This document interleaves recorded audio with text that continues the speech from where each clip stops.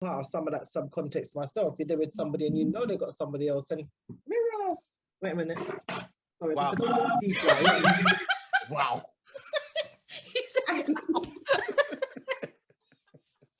That's how we roll. I can see that. We didn't see that. That was militant. That thing's dead. Sorry. Whatever it is. Go on, Donna. You saying? Oh, Hey. no Bravado crew are gone. Let me see if I can find. Can you see anybody? 5 already. How long you not been watching us? Tell us. We need to know. Woo! So, we are here. We are. We're going to be going live with... Oh, it's not said what I wanted it to say. I'm going to change that when we start. Good evening, Tracy. How you doing? Shantice. Liz Myers. Shantice Blaze is watching. Hi, guys. Hey. So, we are here again for another live. What? Start again. No live. I know live. I know Bravado live. Excited about this one because we are doing this debate on polygamy with a lady named Donna. Now, I met Donna a couple of years ago. It's just funny how life is. I met her a couple of years ago when I was trading at Fashion Meets Music in Croydon. And she came into the store and she saw my stuff for Diva Choice. And she bought all of her Christmas presents from Diva Choice. And I just never forget that. I was just like, wow. Yeah. You know, like really Real want to support, you know, Mhm. really supportive. And then gone on to see that she's, you know, doing debates and great stuff, which she can tell us about when she joins us. So she reached out and said, oh, I like how you guys direct your conversations. Do you want to do a talk on polygamy? Now, some of the kind of bits and pieces that we've put in the group on polygamy has been controversial. So and it's come up a lot, I think. I It feel has like come up a lot. polygamy, I was saying to you earlier, like it's always been there and it's come up in conversation sometimes, but I feel like over the last 2 years, Right.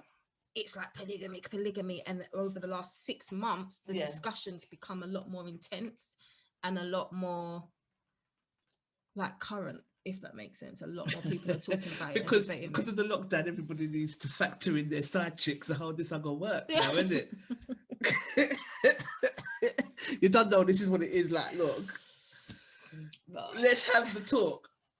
So without any further ado, let's just bring on Donna.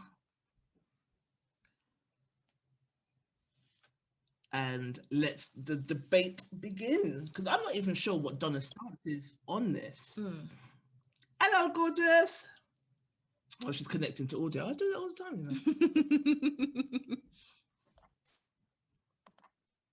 Tracy Willoughby said, some people are in a polygamous relationship and they don't even know it. Hello, gorgeous. You with us? Can you hear us? Yeah, man, I can hear you. Can you hear me? Yeah, I can hear you. Hey. Good. Hey.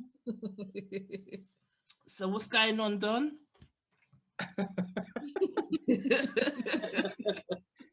Well, I don't know how to answer that.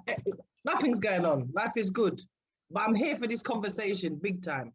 All right, so why did you want to talk about this firstly? I introduced you as one of the most supportive customers that I've had. I met you in Croydon at Fashion Meets Music. We discovered we're Tauruses alike, so our birthdays are days apart. And yeah, kind of similar in terms of approach and opinions and stuff. But I've got a feeling we're not going to agree on this topic. Donna, you frozen? Yeah, I think Donna, you're frozen, babe. Oh, here we are. Yeah, you're frozen for a bit. Yeah, I've got a feeling that we're gonna our opinions are gonna differ as similar as we are. Oh, sorry. Can you hear me now? Oh my God. This is literally me on Zoom. And this is live. Home, this is live. This is what happens.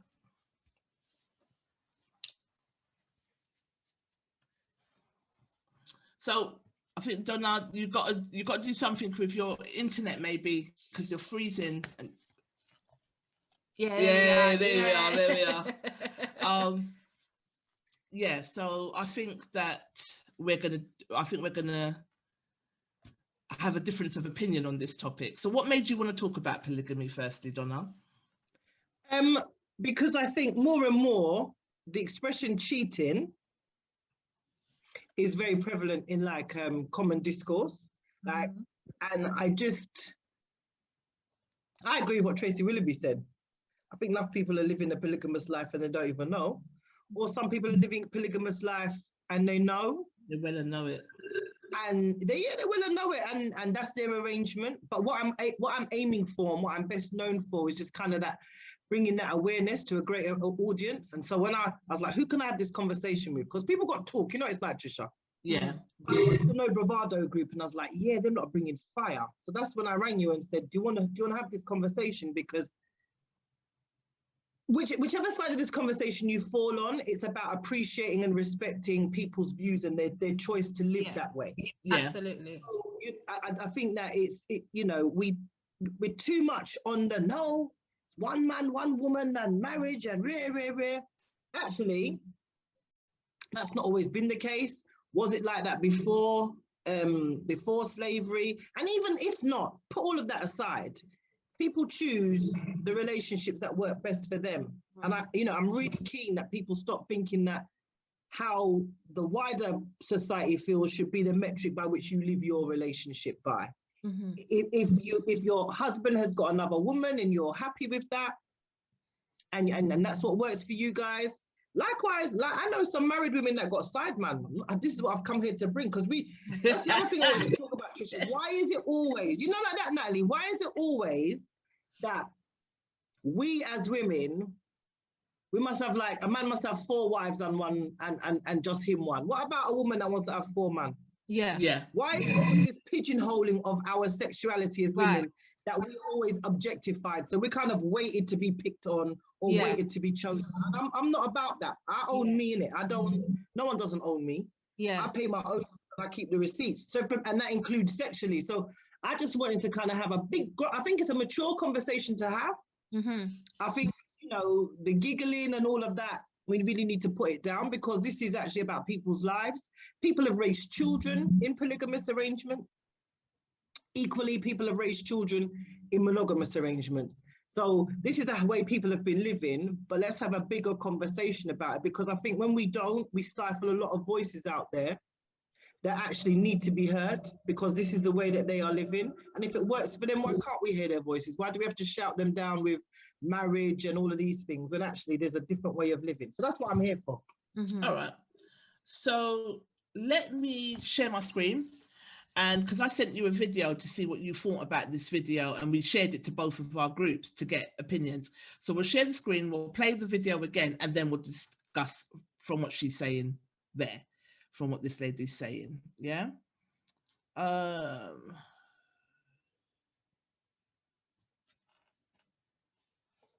This thing always tries to flop me. So this is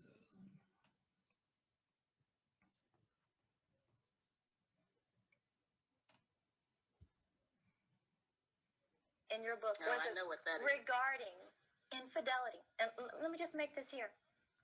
You say in your book, there is no history of the black man settling down with one woman and never desiring to have another. Before slavery, during slavery, or after slavery. The black man has never been recorded to have just one woman. Right. Well, I think there's some actual facts we can look at on that. Monogamy has failed for the white man in America. But this is like saying it's okay. It's not me saying it's okay. This is how they're living. I'm giving you the history of what their life is. Black men haven't been waiting on me to tell them it's all right to have more than one woman. Neither have white men. This is just what they do. I'm not talking about fornication and adultery. I'm not talking about one-night stands and running around rampant with other women. That's not the kinds of when I say more than one woman relationship. Mm-hmm. I mean that before we came to America, our men had more than one wife in the family. And we were satisfied with it because we had not met the monogamy idea. We had not met the American white woman who, insists on certain kinds of values in her man. We had not learned envy and jealousy. All right, after coming here, those kinds of ideas were bred into us because of society and the mores that the Americans made up here. And so then we started to have problems with that. But I think that since it is apparent that most of them, not all of them, it's certainly up to the man, do love more than one woman. I got tons of mail. A lot of black men write and tell me that they have had two women for 5, 10, 15, and 20 years, and they can't even get the women to speak to each other. Sometimes they have two families. Would I want to talk to a woman who's sharing perhaps the bed and then the money and the social life with who I would deem as my man? If you want to deal in reality, and if you are not insecure, and if you don't think that that robs you of something, you would want to know them. If he loves her, you certainly should want to know her. There are a lot of black women out there who say, "Oh, I know they're mad about that idea. I understand, you know." That would never hold water. Wait a minute, that's not easy. And that's a frightening thought to most of us. And I don't like that. I'm not for that. I'm in agreement with everybody else. Our men ought to just have one woman. But that is not the reality. I'm trying to get us to deal with some reality for a change. Stop dealing with fantasy. Stop dealing with television. Stop dealing with imagination of how we wish things were. Let's deal with them how they are, what it is. Present tense.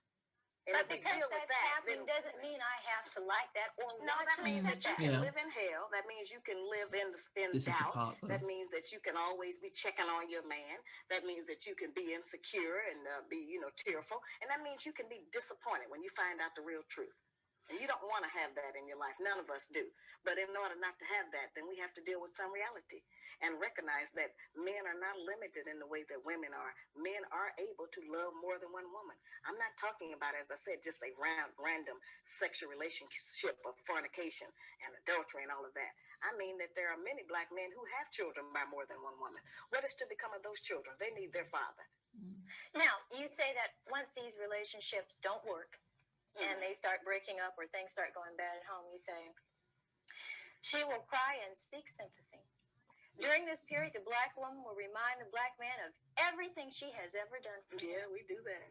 She will try to make him feel guilty and ashamed of his decidedly outrageous behavior. Absolutely. She'll let the house go, and I quote you, to hell. That's right. She may stop cleaning, ironing, washing, and cooking. And we withhold sex. That's a real tool we use. We do that. But if you would cheat on me or walk out well, on me. see, that's what I'm saying. We have to get into definition. Who told us that was cheating? Where did that idea come from that that's cheating? And I'm not saying that a lot of men are not just running around. I'm not talking about that.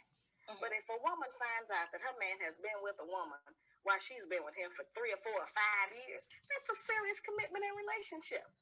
And if it hasn't taken anything from me, if I'm not going short of anything, and if this is what he thinks his responsibility is, then what kind of hell are you going to go through to prevent that? Since we cannot stop him, we have not been successful. The white woman has not been successful in stopping the white man from having another woman. They call them a mistress. We pick up a lot of that terminology. But a man who has 2 women, that's not necessarily a mistress. That's just his other woman. Now, we got 2 choices. We can be the woman or the other woman. We don't have those 2. Now, I know we don't like that. I don't like that. But that's the reality of our life at some point. Now, it's up to the man. But every man doesn't want to. What about those that do? What about our morals and our religion? Whose religion? Whose morals? Not our religion, because we're not practicing the religion of black people anymore. That was taken from us. We don't have our morals anymore. That was taken from us. So whose idea are you representing when you stand up for those values? Not ours. Somebody else's. Some other nationality. And it may work for them. But it doesn't work for us. It hasn't worked for anybody, really, but nobody wants to deal with the truth. Monogamy was only created because of the economics of it. The Black Man's Guide to Understanding the Black Woman has been out for what, over?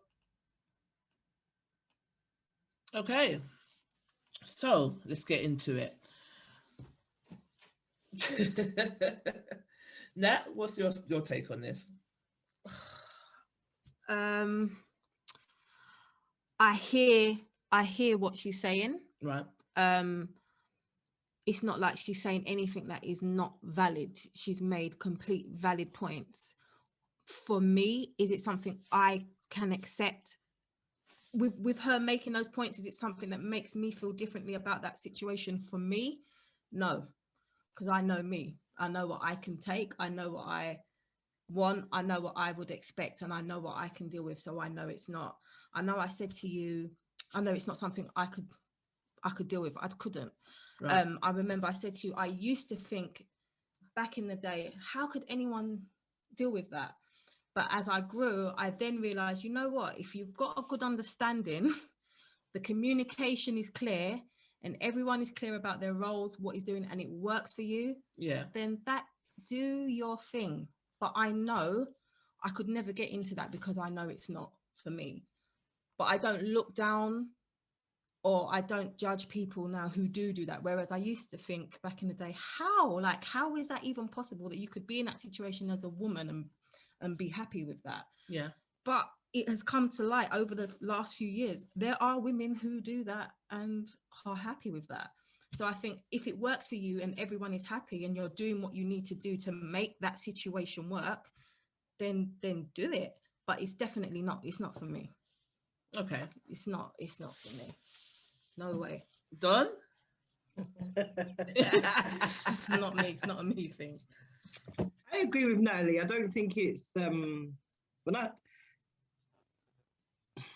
when I was younger, would I have liked it? No. But as I get older, it's something that appeals to me. Like, I've got a life in it. I've got a trajectory. There's things I want to do. I don't really want. If it's a bit like having a maid, isn't it? When you're young, you want to clean your own yard. The older you get, you're like, let somebody else come in and clean it. You know, like that. So for me, I'm just being real out here. I'm just being real. Yeah. I'm saying, I think Natalie's point is a very strong point, and I think that's the premise on which this is built.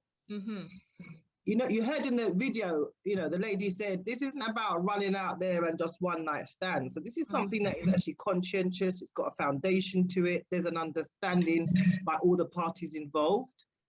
I believe that can work. The running around thing is probably what we think of and we think, no, I couldn't take that. And I agree, that's something completely different. But actually, if it's something that is thought out, everybody has their roles and responsibilities, and everybody's needs are catered to. So I'm not necessarily saying that I'd want to live in the same house as them. I probably want my own place of abode, my own form of transport. So maybe, all of that would have to be taken into consideration in the arrangement. But increasingly, because I'm just selfish, the older I get, Trisha, I have to tell you, is the more selfish I am. I'm like, have it away, bruv, because I've got things to do. So, and I don't really, as a woman anyway, as a mother, I don't really like people up in my thing. Like, I don't like to be bothered. I'm not the type of friend. If any of my friends can hear me, if they're on fire, they better send someone else to tell me. I'm not a good communicator. I'm pretty independent and self-sufficient. So I don't really want to have this whole ningy. And that's not me. That's not how my thing works. So this actually works out for me. When I think about it, I'm not living that currently, because I know, the circuit's going to have a fine time with this one. I'm not currently living like that, but it is something increasingly that I think of. And I tell you, and I have to say this as well, as Natalie said, increasingly as I meet different people from different walks of life out there in the community, it's having the understanding that what we hold and we think is the only way is not the only way, and that people live this way. And so for me, it's like, just again, like I said, creating that greater awareness. But yeah, it's something I would entertain still. I can't even lie. I can see this working for me when I'm like about 55, 60, which is not that far away from where I am now. Right. Like, yeah, do your thing. Because I'll be out here doing mine. And that's my point, though. That's the thing, because some of the conversations we've had in the group, it's come across as though, okay, the polygamous relationship is really for the man. But I even saw a comment where it said, if you can keep a polygamous relationship, if the woman can stay faithful. And I'm like, but hold on. The man is the one that has to juggle. So why are we then talking about what the woman then, and this is my issue. This is where my issue would come with it, would be the double standard. I don't think polygamy, if we're doing this, it can't be on one side. It can't be messy, but it, like I said, if you've got a clear understanding of what you're doing, it can't just be, I'm going to run around, or I'm going to have you two or you three or whatever it is you have, and you must wait. So as Trisha asked me before we started, if you two are in the other room doing your thing, what am I supposed to do? Yeah. Go cinema on my own. Like, or you know, it can't just be satisfying and gratifying the man's needs. So doing something that keeps the man happy all the time. Like, what, you know, if I decided, okay, the polygamous relationship is great, I want to be polygamous too. You can't then turn around and go, no, you don't do them things. You're a woman. That don't work. Yeah. Because one of the things, because I collated some of the memes and stuff that we've put up in preparation for this talk and some of the comments, and the common thread that I noticed is that a lot of the women were saying, it's not for me, polygamy is not for me. And a lot of the guys are saying, well, how can you say it's not for you if you've not tried it? And we can look at the comments in a little bit more detail a little later. But when we put up memes where it's the woman with 2 husbands, the men are just not for that. So yeah, it's, well, she needs the Bible was one of the comments that I read. One of the guys must be gay because why would they be putting up with that? So it definitely feels like when we speak about polygamy, it is for the man to take more than one wife, but not necessarily the other way around. But we're going to talk. All right, Trisha, I hear what you're saying. You're right, and that comes down to the unequal conditioning that somehow, in terms of relationships, like I said before, women are there to be chosen by men. Yeah. So their sexuality is there to be decided by a man. Why? Yeah. Again, listen, that teaching is taken from the Bible. Who brought the Bible to us? Do you understand? I'm not saying, you know. I think I'm echoing in your background. Can you turn anything? Have you got a phone on? Is your phone on? No. Can you not hear the echoing? No. My phone is off. My volume is down. Can you hear it now? Oh, no, it's gone. Is it gone? Yeah. Oh. No, you can. We'll just have to ignore it best we can. I'm alone in the room. There's nobody else in here. Usually feedback if there's a phone on in the background, but never mind. Let's keep going. Sorry, you were saying? She's looking for the sound of the floor. No, I am on the floor. I'm looking. Can you still hear it, Natalie? Natalie, can you still hear it? You can hear the feedback, yeah. Can you hear the feedback? Well, no, if no one's talking, we're not going to hear it, are we? Sorry. Yeah, that's how can you hear it now? Oh, there it is. Yeah. I don't know what it is, but yeah, it's not any of our phones, is it? No. Anyway, so you were saying, Donna, so go on. I was saying about the conditioning to believe that men are sexually, they own us sexually. So they decide under what parameters we operate sexually. And I believe, and using my platform, H&H, when we've been talking, like we had a series called The Journey of the Vagina, right? When we're talking to women, so many women don't own their own sexuality. So they really don't have an idea what they want from what they do want. They kind of like just keep it clean and keep it for their husband. They have no ownership. These are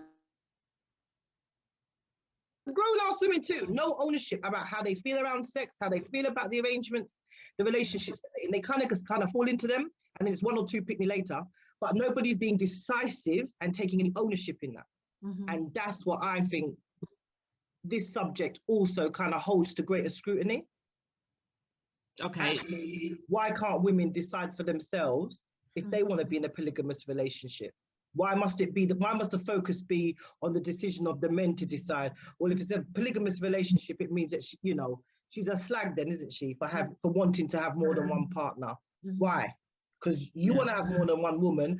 Are you some gigolo? What are you, a pimp? So I'm saying the disparity, the polarization in our attitudes sexually towards men and women. And I'm like, no, we have to have this conversation. Yeah. 100%. Sorry, I just got a comment.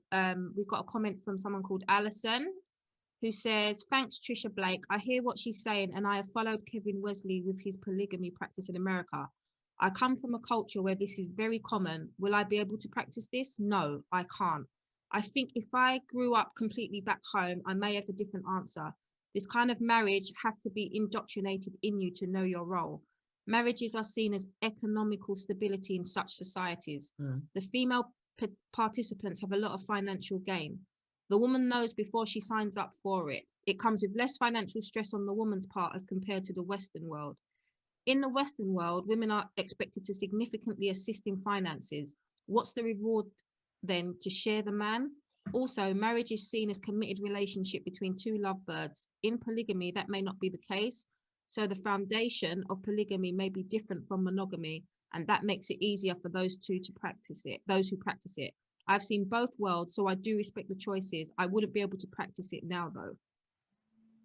So, yeah. Yeah. I get it. I get the financial gain thing, but that's not going to have a factor on whether I'm going to be with someone or not. Like, whether I'm going to be able to tolerate, or be able to have my man that has another woman, right. Whether it's financially a good thing for me, that's never going to have an impact. It's whether I can emotionally withstand it, and I can't. So I'm not doing it. Right. Yeah. So going back to what you were saying, Donna, in terms of why are we not sexually liberated, I do think that you hit all of the nails on the head, to be fair. I think it is a lot to do with social conditioning. For me, I make no bones about my spiritual beliefs. So it's not as if I'm not religious in a sense, but I do believe in spiritual ties sexually.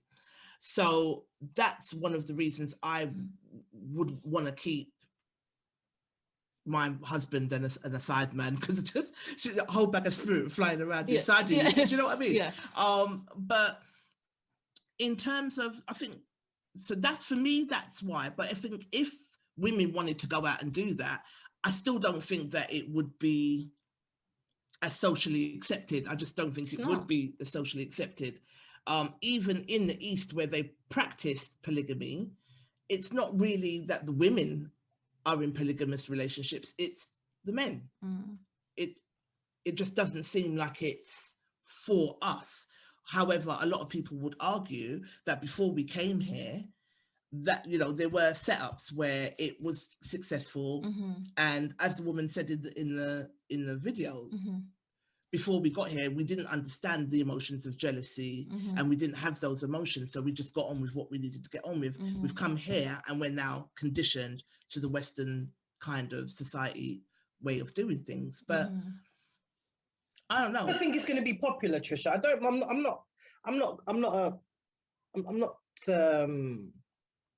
ever think it's, you're right. I don't ever think it's, will it change in my lifetime? No, but I think it's conversations that we need to have.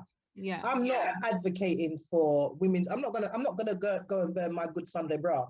I'm not a feminist. I'm not a man. I'm not any of those things. But I am a realist, and I think for too long we haven't had, especially in the Black community, these open conversations.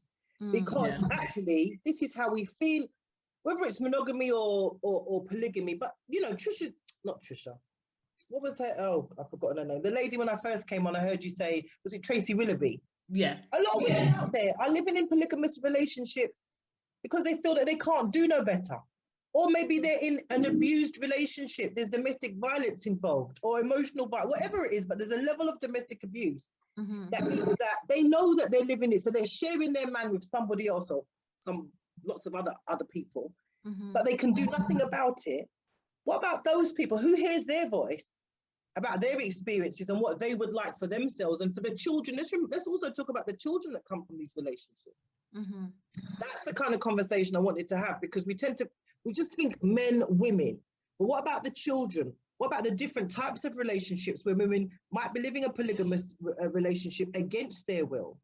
And not just polygamous relationships with other women. Some women married to man and the man have man to us. Let's talk about that. What does that feel like? What does it feel? And you know it. So your husband says to you, well, in order for this marriage to continue, me off.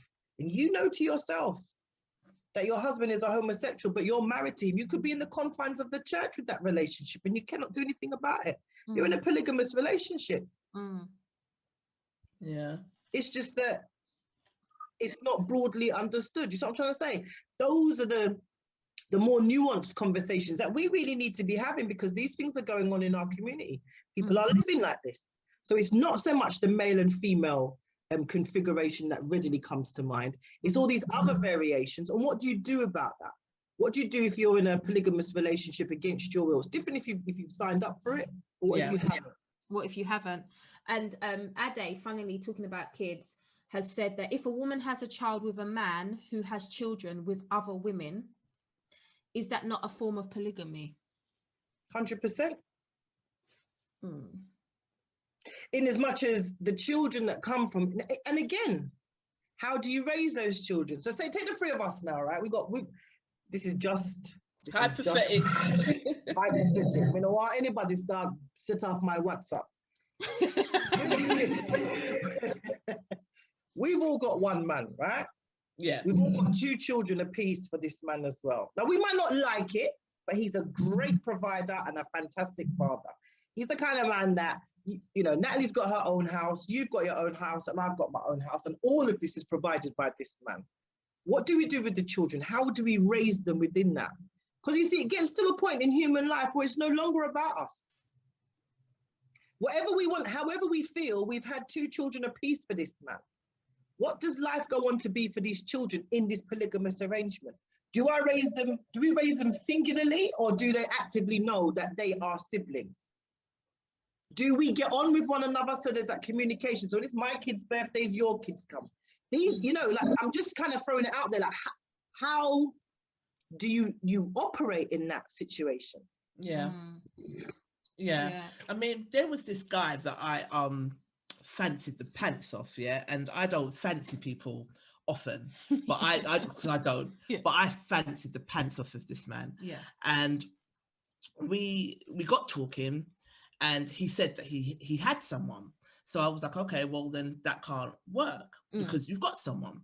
And this way we went around and around in circles for about 1.5 years. He kept talking to me about it, and I kept saying, well, you've got someone. But one of the things he did say to me was, he's got a baby mother in Jamaica, and he's got his baby mother here. And when they go back home to Jamaica, his baby, don't look at me like that, his baby mother from here, they'll go and stay with the baby mother in Jamaica because he's got a big house out there. They have family get-togethers, the kids get together, they have their barbecues. He's with her when he's in Jamaica, and he's with the other baby mother, and they both know about each other. So I was like, so where is there space for me in this? You're greedy because you have a woman, you've got 2. So I just didn't see where I would fit in that. So it just wasn't for me. But I say all of that to say, they raised their kids together. They had their family barbecues together.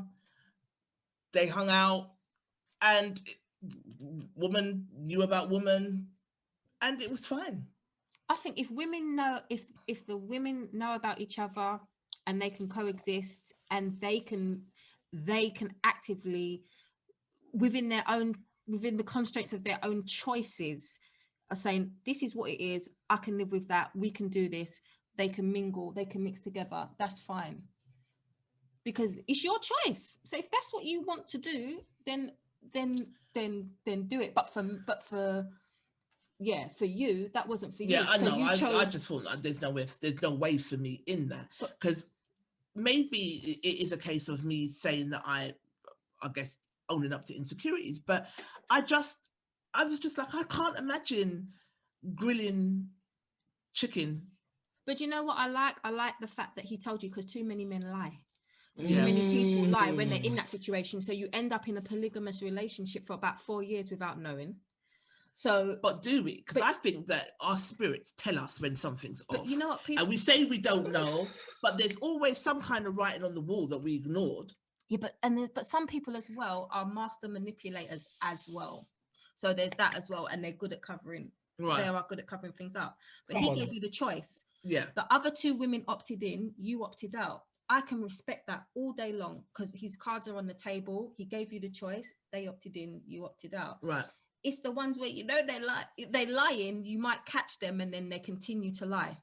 It's like, how do you expect to carry, if this is the lifestyle you want to lead, how do you expect to carry it on if you're lying and everyone's in the dark? It's never going to end well. Yeah. So if you're going to do this, I feel like the women need to have a choice. Like, you can't be doing this and then lying about it or hiding this and hiding that. That's when it doesn't work. And I think that is what puts a bad light on that situation, because when people think about it, that's what I thought of. That's what I've been thinking of. And even our group, even though over the last few years I thought, okay, yeah, but it's not for me.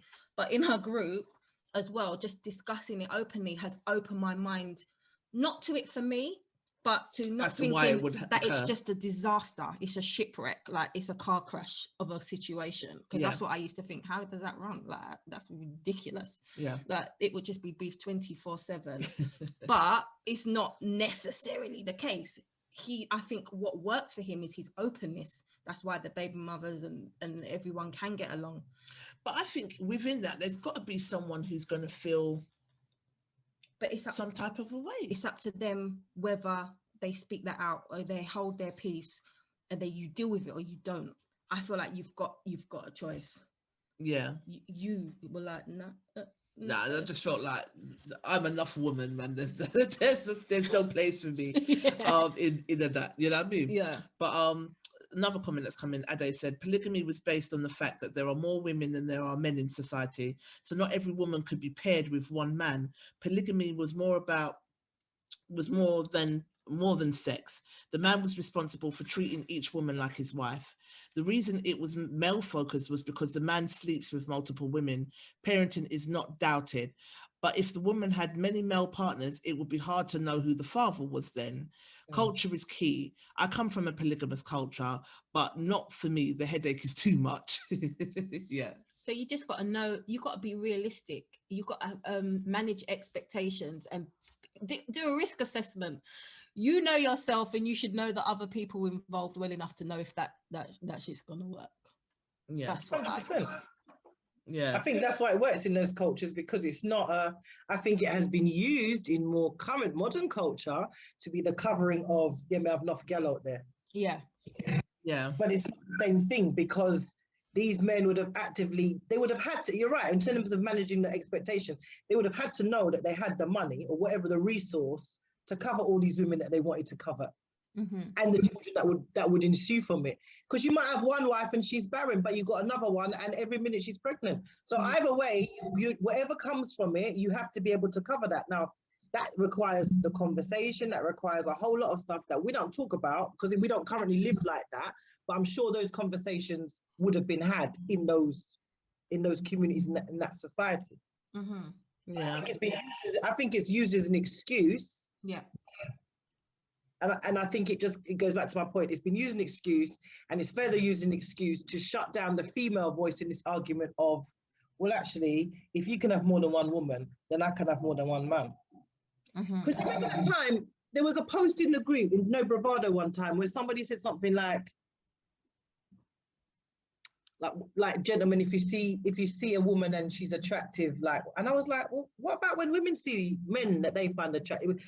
And I think my comment was, what, we don't have eyes in our head or something like that. Because why is it always one way? Why are we not having more sophisticated, mature conversations around sex that involve actually women? Attraction doesn't just go one way. We also can find people attractive, and we can also act out on that attraction. We don't wait, this whole 1950s, I'm going to wait until he picks me, is so played out. Yeah. Why don't we discuss more ownership? Is it because we're afraid to, or is it some of the tags that we get? I've been called every name under the sun, innit? Prostitute, lesbian, kind of something. Just for owning my own sexuality. Right.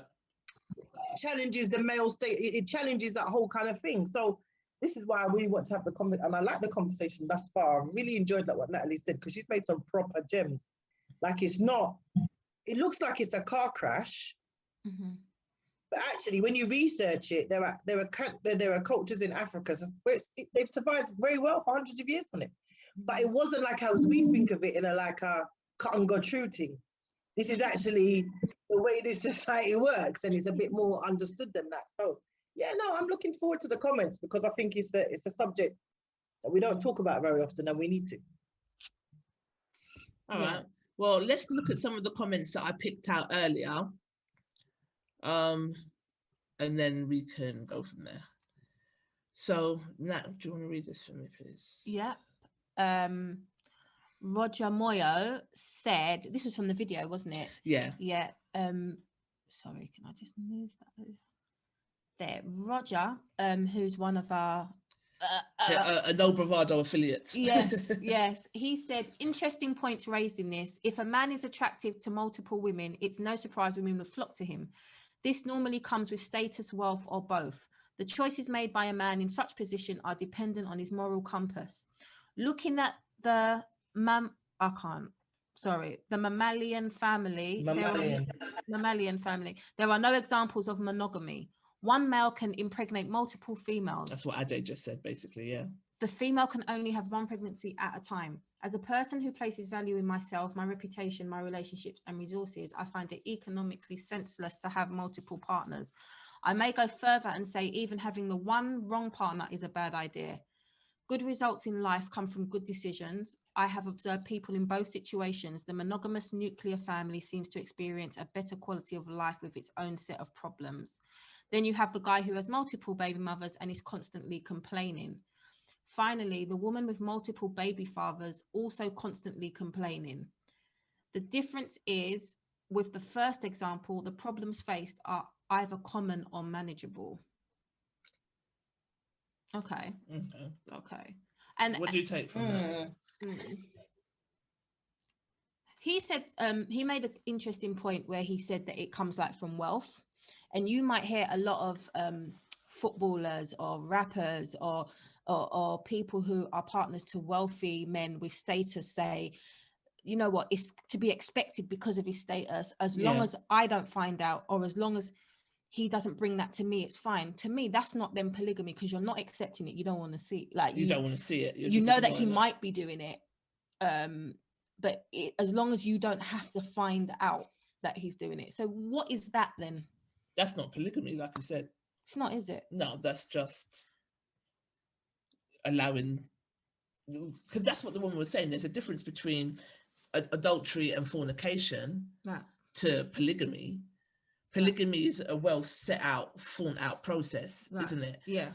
That has financial benefits for the families involved in it. It is usually with rich men that are able to look after the family. I mean, I was having this conversation with Michelle earlier, and what she was saying to me was that actually monogamy came from the fact that some men might have had less of status or less money, and they couldn't afford to look after a bag of households. So that's why they had one wife, had the children, and then, you know, the children, and you help me to work the farm or whatever the case may be, because that's all I can afford. Whereas the richer men in society had more than one woman. Some of them, depending on where they were located, were polygamous and run and set up in a certain way. Over here, they were called mistresses. So that's where the terms started to change, and it started to be frowned upon, I guess, because a mistress is different from a second wife, isn't it? Yeah. You know? Yeah. So, but what separates a mistress from a second wife? Is it not just title? Yeah, and I guess consent. Consent, title, and engagement, really, because if you are the first wife and you've agreed with your husband that he's going to get a second wife, that's all in agreement, isn't it? If you've not agreed and he's gone out and he's got this woman that he's having an affair with, that's now an affair, not something that you consented to or was part of. It's an affair. You know what I mean? And he's consciously keeping it from you because he knows that is not something that you consented to. Yeah, and that you would live with. Ultimately, if you knew, you wouldn't be around. So he's keeping it from you. That is it. That's where the issue is. Yeah. Some of your members said, God damn, I hear what she's saying, but unfortunately, I'm far gone with the white man system. I'm too far gone with the white man system to look back. The poly life is not for me. That was Kay Marie. Kay Marie's actually watching. She's made some points during this as well. And Kay Marie is hilarious. Marie is hilarious. I'm with Kay Marie 2000%. She made some good points, even though some of it I was like, but it's because it's a hard pill to swallow, I think. Yeah. You have to listen to it a few times. I've listened to it a few times and sitting here like in silence and watching it, I was like, okay, it's true. She didn't lie once. It's just a hard kind of pill to swallow. But I'm with Kay Marie on that part. Like, I'm too far gone. I'm gone. I'm all the way over there with it. Yeah. Where I get it, but I don't want it for me. For you. Yeah. See, Andrew Roach, read this one now. Andrew Roach, another one of your followers, Donna, said, I cannot accept the premise. I am not struggling against a biological precondition to love more than one woman. I could physically have sex with more than one. However, emotions cannot be ignored or removed from the situation. If I have any regard for myself, why would it be necessary to consider loving another woman whilst in a relationship? If it fulfills what I desire, where is the urge to seek more arising from? Well, a lot of men say that it's natural. It's a natural thing for men. To answer his question, that's what a lot of the men say. It's a natural. Men are not built to love one woman or to have one woman. But are we talking about sex or love? There's a difference. Yeah, huge difference. Yeah. So a man might be physically, biologically disposed to have sex with more than one partner, but love is about your emotions. So again, that requires another conversation, because part of a lot of the expression from people is, well, I'm not really prepared to be invested in two households, two different relationships. Emotionally, I just want to be invested in one. Yeah. It's not necessarily about sex, it's also about emotional investment. Emotional investment. Yeah, and that's what he's saying. He doesn't think he would have enough emotional sort of capacity to deal with all of that. Because if you are, and I think he raised a valid point, because it is, if you are emotionally invested in one woman, how much emotions can you really have? And if you are satisfied, why would you? And sorry to cut. Sorry, Nat, go ahead. No, that's fine. It's fine. I wasn't going to say. Because I'm throwing things in there just to see like where we're going to come from, because it's true. I know for me personally, I think it struck with me what he said, because I know for me personally, when I'm in love, I can be quite blinkered. Yeah. So that's all I see. And that's basically what he was saying. If I'm emotionally invested, how much more am I meant to drudge up to find? Who's that? How much am I meant to drudge up to find more emotions for everybody? You know, it's got to be tiring emotionally for men as well. Keith. 100%. Or I agree with that, but everybody's capacity to love and emotions are different. Yeah. So some people's definition of love is to provide financially, to be available should there be an emergency, and to have sex with you, but they don't necessarily have the emotional ties to you to be that emotionally invested. So it depends on what I'm also throwing something back. I'm saying, well, what's the measurement of love? Who defines what love is? A lot of our experiences as a community, as individuals, is from this whole Eurocentric, westernized version of love, where it's very reactionary. So if this action happens, then I do this and I feel this way, and then isn't this more about people being in touch with their own feelings and their own emotions? So the way that I love is different. I'm not blinkered, but it doesn't mean that I don't love like you love, Trisha. I'm just saying, when I'm in love, I'm not blinkered. But so does that mean that, well, mine is wrong and yours is right? No, they equally have their same merit, 100%. But I'm just using that as a template, because we kind of get too tied down into what love is. It's not universal. Everybody's version of love is different. I know some man that beat their woman, and I have lived with women who said, no, man, when am I going to turn up? Why have I said the accent? See, I've given it all away. But anyway, I started so I'll finish. No, man, I know he's going to go to his other woman house, me just cut up in clothes. I mean, I say, I'm going to beat me, but when he beat me, when he done finish beat me, we make love. So I say, no, I'm going to wear. And I made this face. Yeah. What's that face? I'm not taking beats. I'm not taking licks. But this was a way in that relationship that they expressed their love. So she expressed her jealousy and her wanting him and her possession of him by cutting up his clothes, getting licks for it, and then shagging him. And this was a thing in their relationship. 2 grown children, grandchildren. I'm not even joking with you. So again, I'm saying, what's the measurement of love? Now, there will be listeners that will be listening and be like, what the hell? That's not love. That's abuse. But to that woman, that was love. So who are we to say about people's emotional investment and their level of love when we're all going to come from it in a different place? So people that say, no, polygamy is for me, women that say, no, polygamy is for me, I don't mind if he's got another woman out there. I'm cool. You don't really want to be... Actually, maybe that's how they love. That's how their thing goes down. I mean, I'm only saying this because, of course, when I bust the place and I start living this way, I don't want no one to say nothing. Yeah, you're putting it out there from now. Don't want to hear it. No, chat. Because my ex-partner, he had like a really good friend. I'm just baiting the whole thing. I don't care. He had a really good friend, yeah, and he had a girlfriend. To me, in my loved up relationship of however many years, their relationship seemed very toxic to me. They would break up, make up, fight, argue, and they both had an open relationship. And I couldn't get my head around it. Right. And my ex-partner used to always say, leave them do their thing. That's their thing, man. That works for them. Like, why? Because every time he would come and sit with us and we'd always have these debates. And he's like, yeah, she got pregnant by this one. She had to have an abortion. And then he was thinking, and then he tried to start seeing a family member of mine. And I was like, nope, no, you're not bringing that mess over into here. Because I knew. Yeah. But I remember then thinking, how does that, if I just remember seeing him and thinking, that's a hot mess. Yeah. And just warning her, don't get involved in that. Whatever he says, but he was very open with her. He told her he was a very open person, and he would say to her, look, yeah, I've got a girl, and but we see other people, so I want to see you. Eventually they started seeing each other against my better judgment, against my advisory, and me and him was open, so I'm a very open person.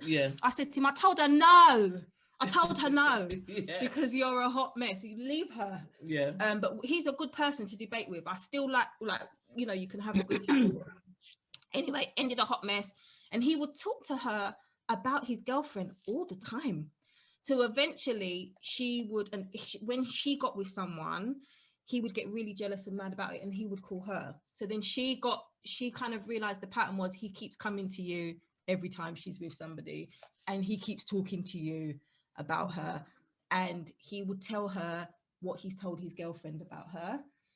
Anyway, I was like, okay, you think you got this. In the end, she couldn't take it, and it ended up in a big kind of hot mess and drama. But you know that like that thingy of what's that actress's name, the one that played Tina Turner, when she's just walking away from the fire. Okay, yeah, Angela Bassett, yeah.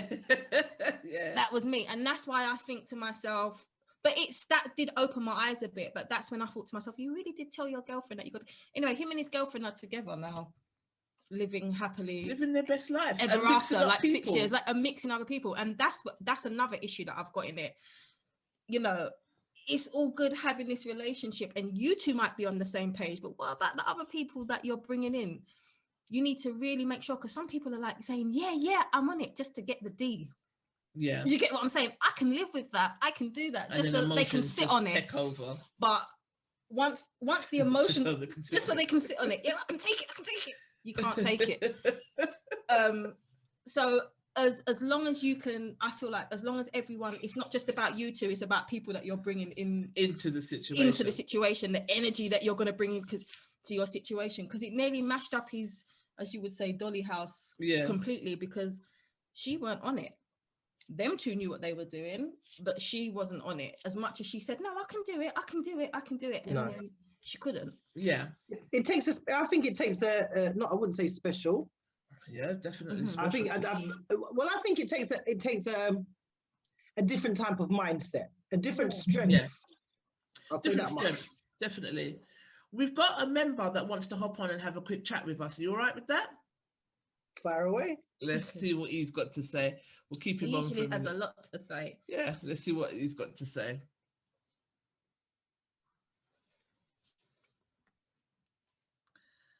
Let's see what Keith has got to say. It does take a different type of mindset, and I don't think Someone did say though, if you're not confident, then you can't do it. I don't believe that. Hello, good evening. Hello. Hi. You're not going to show your face? No, right now I'm looking a hot mess and the camera's playing up. You knew you was coming on it. I knew I was coming, but I wasn't really 100% prepared. Do you get me? Oh, yeah, okay. All right, so we're going to just have you on for a quick 5 minutes and then we'll log you out. But what did you want to say on this subject matter? No, I've been listening for more or less half an hour of the show still. Some I agree, some I don't agree. But for me, like, it works for me. Do you get what I'm saying? So I've been doing a hot minute still, and I've just lived my truth. And I think that's one thing that you got to do if you want to get into this type of relationships with different people, is live your truth. And if somebody can't accept your truth, then it's not going to work. And that's it, plain and simple. Do you get what I'm saying? So you're in a polygamous relationship now? Yeah, I've been doing it for quite a while now. Since when I first got caught cheating, I'm like, why am I giving myself so much headache running around? And the way I got caught cheating was a madness, because it's not like I'm nobody. I'm a bit of somebody in the game. Do you get what I'm saying? In terms of what I do, like in terms of photography and stuff like that. So where I got outed, I was like, what the hell? And yeah, I had to flip the whole game around and said, nah, I don't like nobody chatting about me. Do you get what I'm saying? So if you got outed in front of a whole group of girls, and I'm like, right, and I got 50 different girls messaging me saying X, Y, Z, and Z, I'll be like, nah, not on me. So from that, I just changed the game and said, yeah, let me just live my truth and then see where it goes from there. And then from what I've been doing, no one can't complain or say anything and say, yeah, Mari, I don't like the way that you're doing this, or Mari, you spend too much time with her, but you know the situation, innit? So, go on. So how, this is just nosiness. So how far does your polygamy so span? basically, Is it 1, 2 girls or 3, 12? Maximum 2. Right. Maximum 2. I've done 3, 4, but I prefer 2. Okay, and you just say to them, right, so this is a question for you. Is there any hierarchy in that? Is there one that is the main girl? No, because I'm saying, so it depends. So like I said, I've been doing it for quite a while, so it depends. Some people don't never want to see each other, but at least they know that there's somebody there. Do you understand what I'm saying? Some people say, I don't mind, let's all go out for a meal, chill, and do whatever. Do you know what I mean? So it just depends on the girl. Some girls are like, I'm not down for this, I don't want to do this.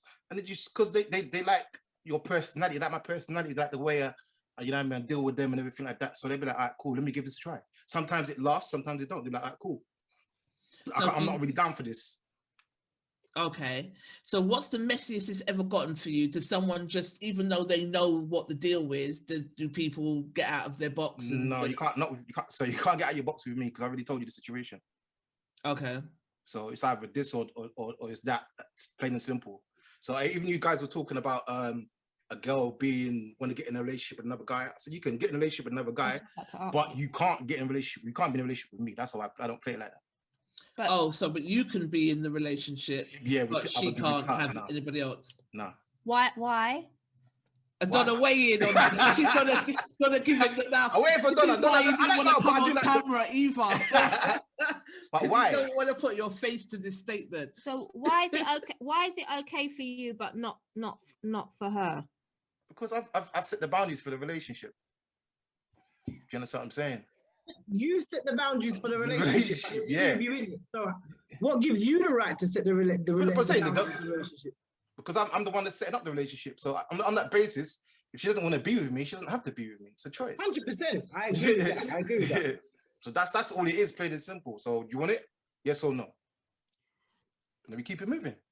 So what's the longest you've had 2 women for that, and they both, do they become friends at any point? Or, because when we're talking about polygamy, we're talking about a construct where everyone knows about where everyone, and it's like a financial building. No.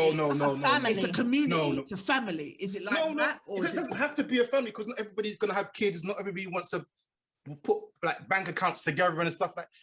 I understand what in terms of the structure you lot are talking about, but for my structure, in terms of having a relationship, it's not built on those foundations. It's being in a relationship with multiple women, and we go out, we chill, and whatever happens. That's the foundation of my polygamy. So is your thing like a threesome thing?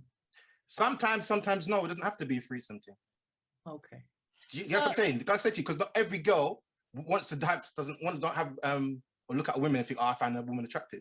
Some women do. It's because, sorry, Murray. It's because you said, sometimes we go out to eat or yeah. or whatever. So I was like, next steps. Yeah. No, it does. It can get there. It can get there. It's been there before. Do you understand what I'm saying? So it's interesting when I've had drink ups and I've had like multiple women in my house and you got my brethren there and be like, bro, how you doing this? Bro, just live your truth, innit? Like, come on. That's all you got to do. Why are you lying to such and such? You got 3 other different gal. When look at them, they're all chilling and they're happy, bro. Why you want to be causing yourself headache? I don't like headache. I like my life nice and simple. So why do I need to lie? So nosiness again. This is nosiness. Yeah. Go on, Ruga. So just the tone and the thingy I'm getting. It sounds like. It doesn't sound like there's been like a serious relationship out of it. It sounds like there's been different people, because you're like, some girls have, some girls haven't. Yeah. Have you got into a serious polygamous relationship where you're looking at marriage, engagement? What does that look like to you? So when if you get to the point where you're like, you know what, I really like this one, but I like this one as well, and I really want to take it to the next level or whatever it is, or when you get to that point where you know I might want to move in or I want to do, what does that look like? Or is it just rotation? And it's not really a rotation thing, but for me, I'm not probably even built for marriage. I've never looked at myself and said, you know what, I want to get down and have a Christian wedding, or even just a civil service ceremony. Do you know what I'm saying? So for me, I don't even really look at it like that. But in terms of what you're saying, in terms of having a serious relationship, it came close, but then I think with the dynamic with that individual, we just kind of bucked up heads too much, and then it just fell apart. So from that, I've just kind of like put myself on the shelf, and it's kind of more or less just been single. But I am still seeing multiple women, but multiple women, they know about the situation, so they can't say, oh, Murray, I'm not seeing you this week or whatever, or you know the situation. So do you think, I'm just asking, I'm playing devil's advocate. Yeah. Do you think it's more of a commitment issue for you? Yeah. Some of the comments people are saying that's not polygamy. That's just, you're just one man with 2 women.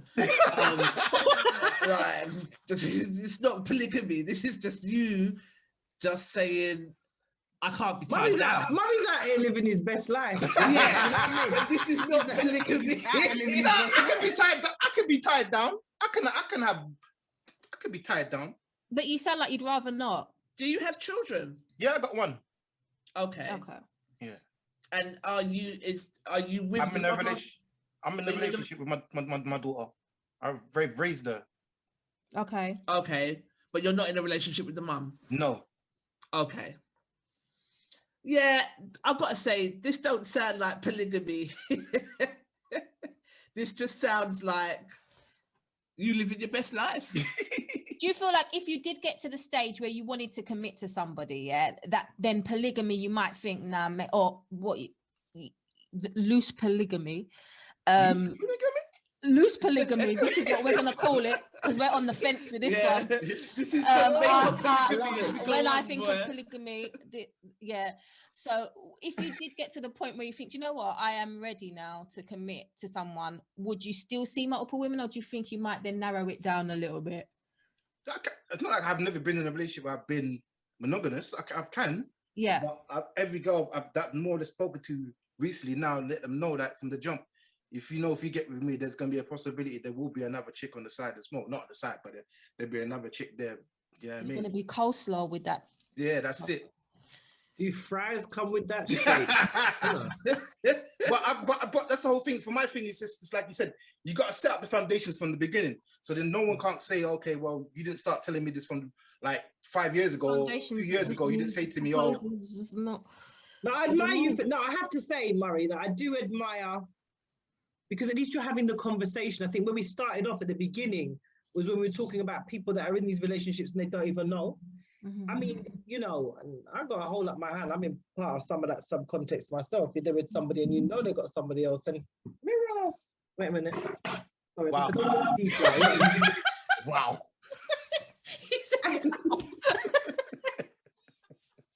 That's how we roll. I can see that. We didn't see that. That was militant. That thing's dead. Sorry. Whatever it is. Go on, Donna, what are you saying? But I'm saying, I think that at least you're having the conversation. And I think that it takes a certain level of maturity to have the conversation, because it goes back to Natalie. So I think Natalie or Trisha made the point earlier on. When you don't have the conversation, what you do is you take away the person's ability to navigate for themselves. That's right. Then they're living through your needs. But when you're saying to them, well, you know what, there is not a, you know, you're number two. Either if there's no number one, you're now going to be number two. You're giving them the choice to say, bro, that's just not for me. Yeah. They can bounce. But if not, if you don't have the conversation, then that just takes away, like, that's devastating for a person not to be aware of somebody else in their relationship, especially if they think, and I'm laughing, especially if they think it's like this exclusive arrangement and everybody else knows that it's not. That has got to be a bitter pill to swallow. Yeah. So, kudos to you for talking up. Yeah. Tracy Willoughby said he's not understanding what polygamy is all about. He's just having relationships with no ties, which a lot of people are in. Yeah. But if that works, he's a 1990s yardie. That's what he's doing. What'd you say? Yes, man. From again, though, Cone. whatever you want to call this, if it works for you and you're giving the girls a choice, that's on you, and that's on you know them. what, Natalie? Do you know what the thing is? People think that if you give people a choice, people be like, "Oh, that's not for me," and I'm off. That's right. From it. Yeah. People are like, "That's actually cool because that hangs with what I like." You know. But if you don't give them more often, people are like, "No, I'm cool with that," you know. Yeah.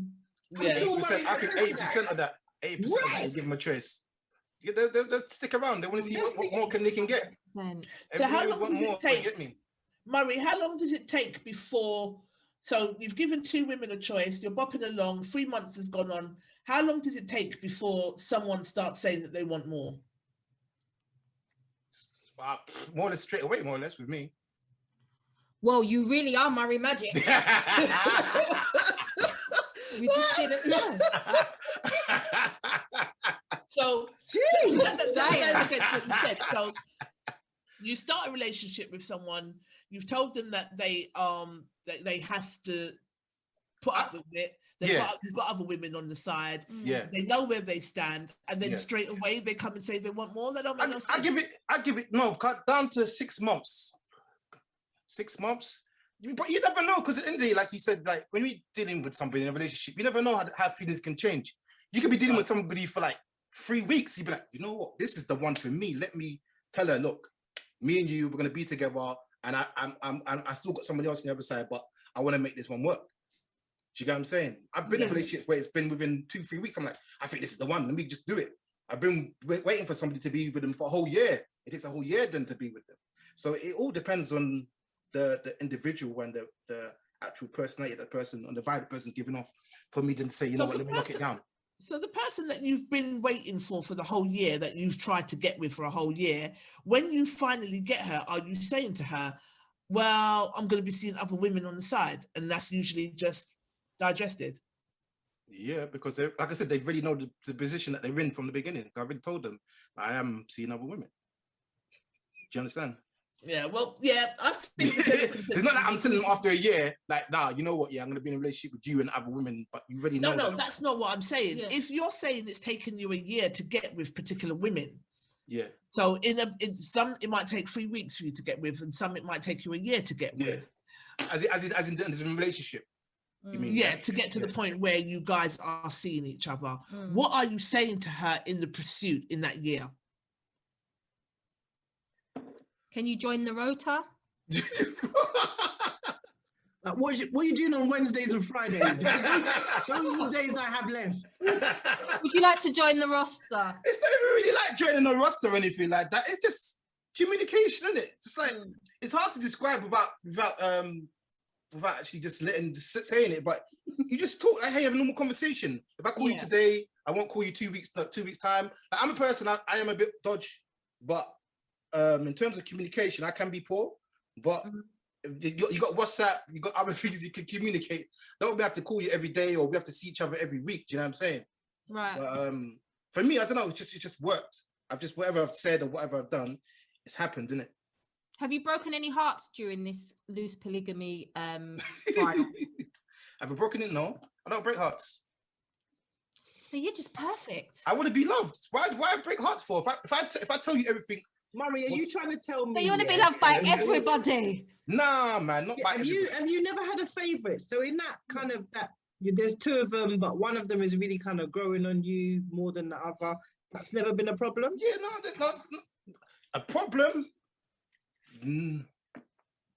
Problem? Not really, no. Leroy, man, you lying. Nah, man, I ain't lying. I don't want that problem. What's the problem? You lying now.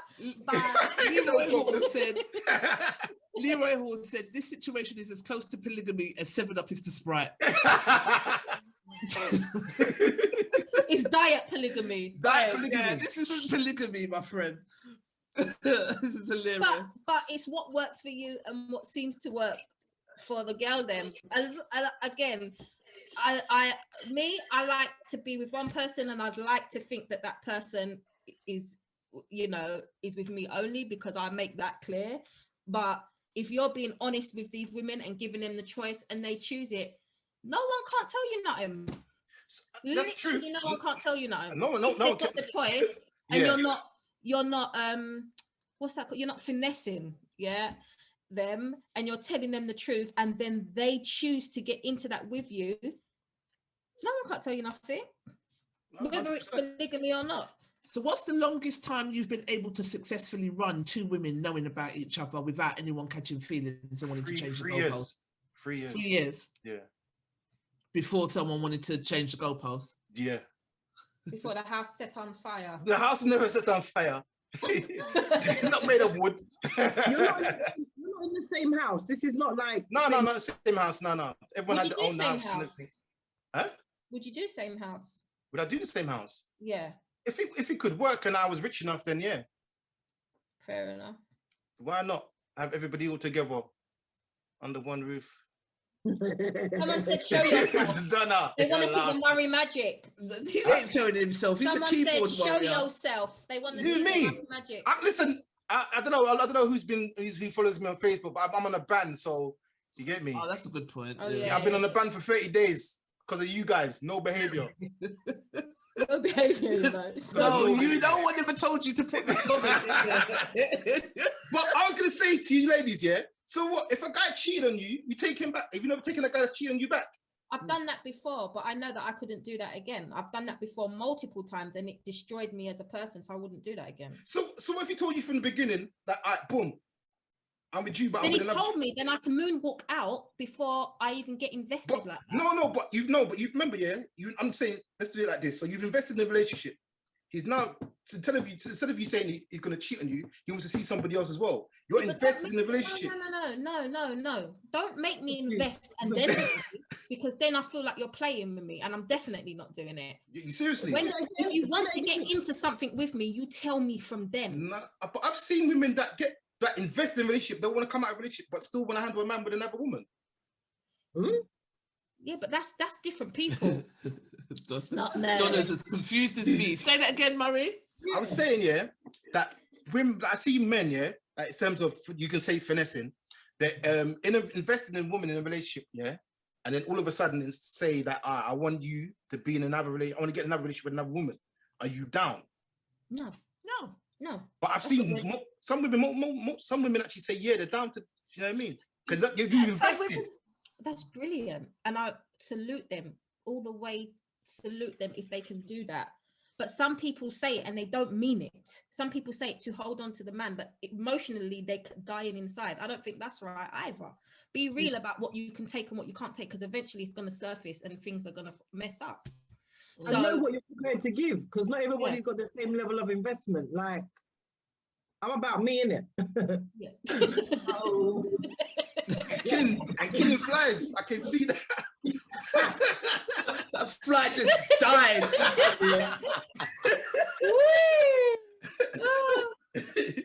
So, question for you, Keith.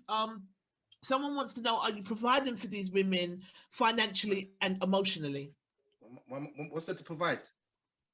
No, disconnect it later. We're going to kick you out now. We're literally kicking you out. I'm joking, man. Joe Maron. You should know come on, you know I'm a troll already, man. Yeah, you know I troll already. Don't I troll? Yeah, when you're ready. Yes, I'm saying. So does it get expensive around Christmas and birthdays for you with these two women? It doesn't get expensive at all because I already know what I can afford to give. So if I can afford to give you what you want, then you'll take it. Do you get what I'm saying? So I already find out what your interests are, what you like. I holiday at least 5 times a year and take my child on holiday as well. So most of the things that the women I'm dealing with, I can afford what they want. I'm not going to be going out and buying a Birkin bag and some red shoes. Do you know what I'm saying? For a woman. I'm not, yeah, some red shoes. It's not Dorothy. I'm not doing that. But I'll take you to dinner. We go SK. We go. I mean, I do all that fancy stuff. I can cover all that. Okay, because you were sounding really Henry VIII-ish at certain points in the conversation. No, but please understand. Please understand. The women I deal with are strong women. They have to be strong to deal with me. But I don't think if a woman doesn't want that makes them strong. That makes them weak. If they couldn't handle that situation, I think a woman that's honest and lives in her truth about what she can do and can't do and won't settle for something just to keep her man and is honest about it is a strong woman as well. So you might like a man, but he really like a man, but he wants to see other people. Are you going to let him have other people just to please him, just so that you have him as well, knowing that you're dying inside? No, I'm not doing that. Just saying. Don, so Keith asked earlier, have you ever been back to a man that's cheated on you? Is that the situation you find yourself in? Yes, because it creates leverage. Right. So if I take you back, then I can fuck you up because I do. I take them all back. So that's the only reason you're taking him back, for leverage. Of course. Wow. Have you done that? He's with a straight face as well. I take the ball back. Wow. Yeah, of course. I take it. Of course. Wow. Okay. How many times have you done that? My whole life. Jeez. Listen, man. I've watched. I won't even say, but I've say, man. Start the business. I've done washing, and I know that I have never in my. I was born a size 10, like that. So I know that size 14 t-shirt was not mine.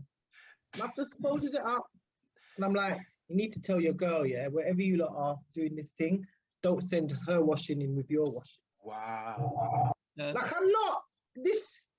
It's not because I'm different. I'm not an alien. It's just that I think I see this thing a little differently.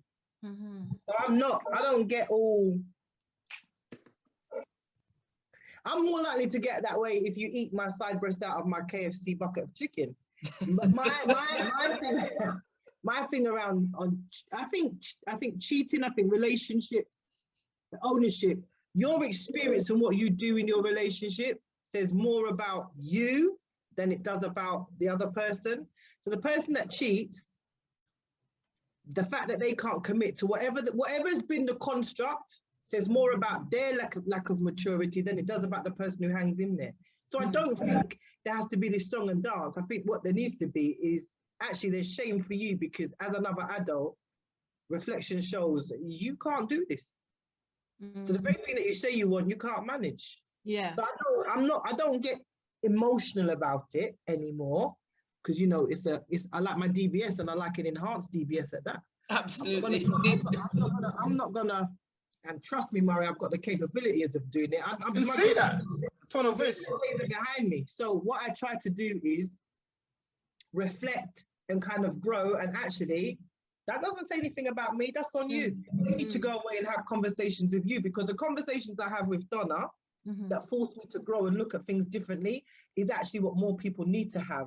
And actually know what their strengths are and what their weaknesses are and what they can and cannot do. And that's actually, all fun and joke aside, that's the conversations people need to be having in their own relationships.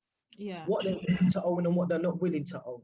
So when people cheat on me, And after him, I've also been a cheater. Like, I'm not even gonna be double-tongued out here. There'll be people that are watching that know me. I've also been a cheater in my time. So what am I gonna do now? Stand in a place of piety and be like, no, you cannot do that to me. But, you know, one day gamekeeper, one day poacher, another time gamekeeper. I hear that. And you know what? It's a good point that Donna made. I literally was saying this the other day. Yeah. When a woman gets cheated on, the thing I don't like is that if she stays, the way people run her, and she almost becomes the villain, like Derek Jackson's wife. Yeah. How did this become about her? I don't like that, because if you're already taking that thingy, and it, you know, if you're feeling a certain way as well, it's like, come on, just leave people alone. Yeah. That is my issue. Yeah. If she's then decided to take her man back, why are we now trolling her? Like, the boy's not built like that, though. That's the whole thing. What do we know about their relationship? What do we know that what the investment is? We don't know, like, where they're coming from. You don't know, like, you know, we say people that man and woman talk, pillow talk. But what do you actually know? You don't know what connection it is. So, all right, exactly. I'm not going to be a liar and say that I haven't seen other people's relationships and be like, my God, you went back to that. But that's normally around like domestic abuse or something like that. I don't like it. That's me, right? But actually, in my relationship, when things have happened, it's for me to sit down and kind of weigh up. I've had a life with this man. There's investment. And I know things about myself that no other man is going to take, but this man takes. I choose to stay in the frying pan because I know it's only fire that awaits me. There's not many men that are going to put up with me being me, and also all of the stuff that I do without feeling jealous, without feeling possessive. And I don't really want a monkey to stop my show. So you have to kind of evaluate your relationship for what it is for you.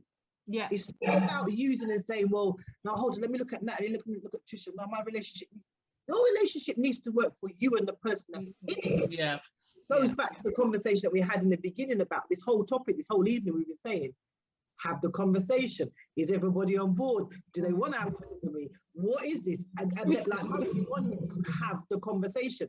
This is what we need to do, because actually, when you weigh up your relationship, only you know what I've got. Only you. We need to stop. You're right. You're so right, Natalie, because especially us as women. Did you see the meme that they put up last week when they said they put up the two mistresses, the two side chicks? Yeah, we put that in the group. I know. And then said that my girl was a frump. Like, how dare you? How dare you? Yeah. Being a side chick, it's high maintenance. Yeah. You ever tried to take a selfie and hold in your stomach for like 2 minutes because you want that thing to? Now I'm talking the real estate here tonight. So you're not to say that she's a frump and the other two are hot. Actually, you don't know the levels that woman has been to. She might have taught Derek how to read. We don't even know that. Yeah. It's her investment. And we need to stop doing that to each other. But it's not even like that, though. But remember, they could have took the best picture of the wife and put all three of them together. But it's not about that. Remember, what I've learned about lockdown, like the more you troll, the more likes you get, the more people that want to be around you and stuff like that still. So it's a hypocritical world that we live in. Do you know what I mean? Like, women are going to be like downplaying and saying, okay, now let me put a bonnet on and let me do a sketch about being a wife. Do you get what I'm saying? So all these things then add up to likes and monetization and everything else like that still. Yeah. So we live in a hypocritical world, and a lot of people just need to get used to it. It's like, it is a dog-eat-dog world, man. Yeah. And I don't, personally, I don't like any type of bullying. I don't like trolling. I hate it. And I don't like it when people just go in on people, especially when it's something to do with that person's life. I never get it. Like, it's not your life. Where's your problem? I will never understand it. But I do think that happens way too often, where if a woman takes the man back, especially if it's high profile, she is chastised, man. Like, they will run with that, and she is chastised. And like Donna said, you never know what people are going through. I went through a situation where I went back multiple times, and when I first looked back to it, I thought, what an idiot. Like, I would cringe just thinking about, like, you're a fool. I can't believe you went through all that. When actually as heart-wrenching as it was for those years, and as much as I do feel stupid for some of the things I take, now I can look back and feel a bit dumb. Actually, the person that it made me now, it all was all part of my spiritual growth. I didn't even know it. I didn't even realize it until I came out of it. And I was able to, by the time I was able to come out with it, it wasn't even about cheating. It was nothing. So no one understood why we broke up. I was just like, bye. Yeah, I'm not done doing now. it. Yeah. But it's because I didn't know that I was building myself up for that, and coming out of that and realizing something, I came out a less judgmental person. That shit humbles the fuck out of you. Yeah. So I'm even more humble. Humble than I was. My eyes were not blinkered, so it's opened my eyes to a lot of things. We've had so many deep conversations where, you know, I've had conversations with Trisha where I thought, I can't have these conversations with people because no one's going to get it. Everyone's going to think you're like a mad spiritual freak weirdo. So not a freak weirdo. But do you know what I'm saying? So I didn't actually know that everything that I went through that makes me cringe when I look back is what made me who I am today, what gave me the heart that I have today to be to other people. Definitely. As well. And it what it did do is I actually realized that I didn't know what I wanted, whether I thought I did or not, and I didn't know really what love looked like. But I feel like I've got a clear picture for me now, what that looks like, what I can take and what I can't. Yeah. I mean, for me, because you and Donna have both answered the questions, I think for me, to answer Keith's question, there was one guy that I dated that I was just madly in love with, and you know, those shameless, like on the floor bleeding love. I didn't care. So if he cheated, I'd take him back. But there's only ever been one. Yeah, same. After him, there hasn't been anybody. There hasn't been anybody else. Because you love Hardough, innit? This is the second time I've heard you talk about relationship, and it's bleeding, rolling all over the floor.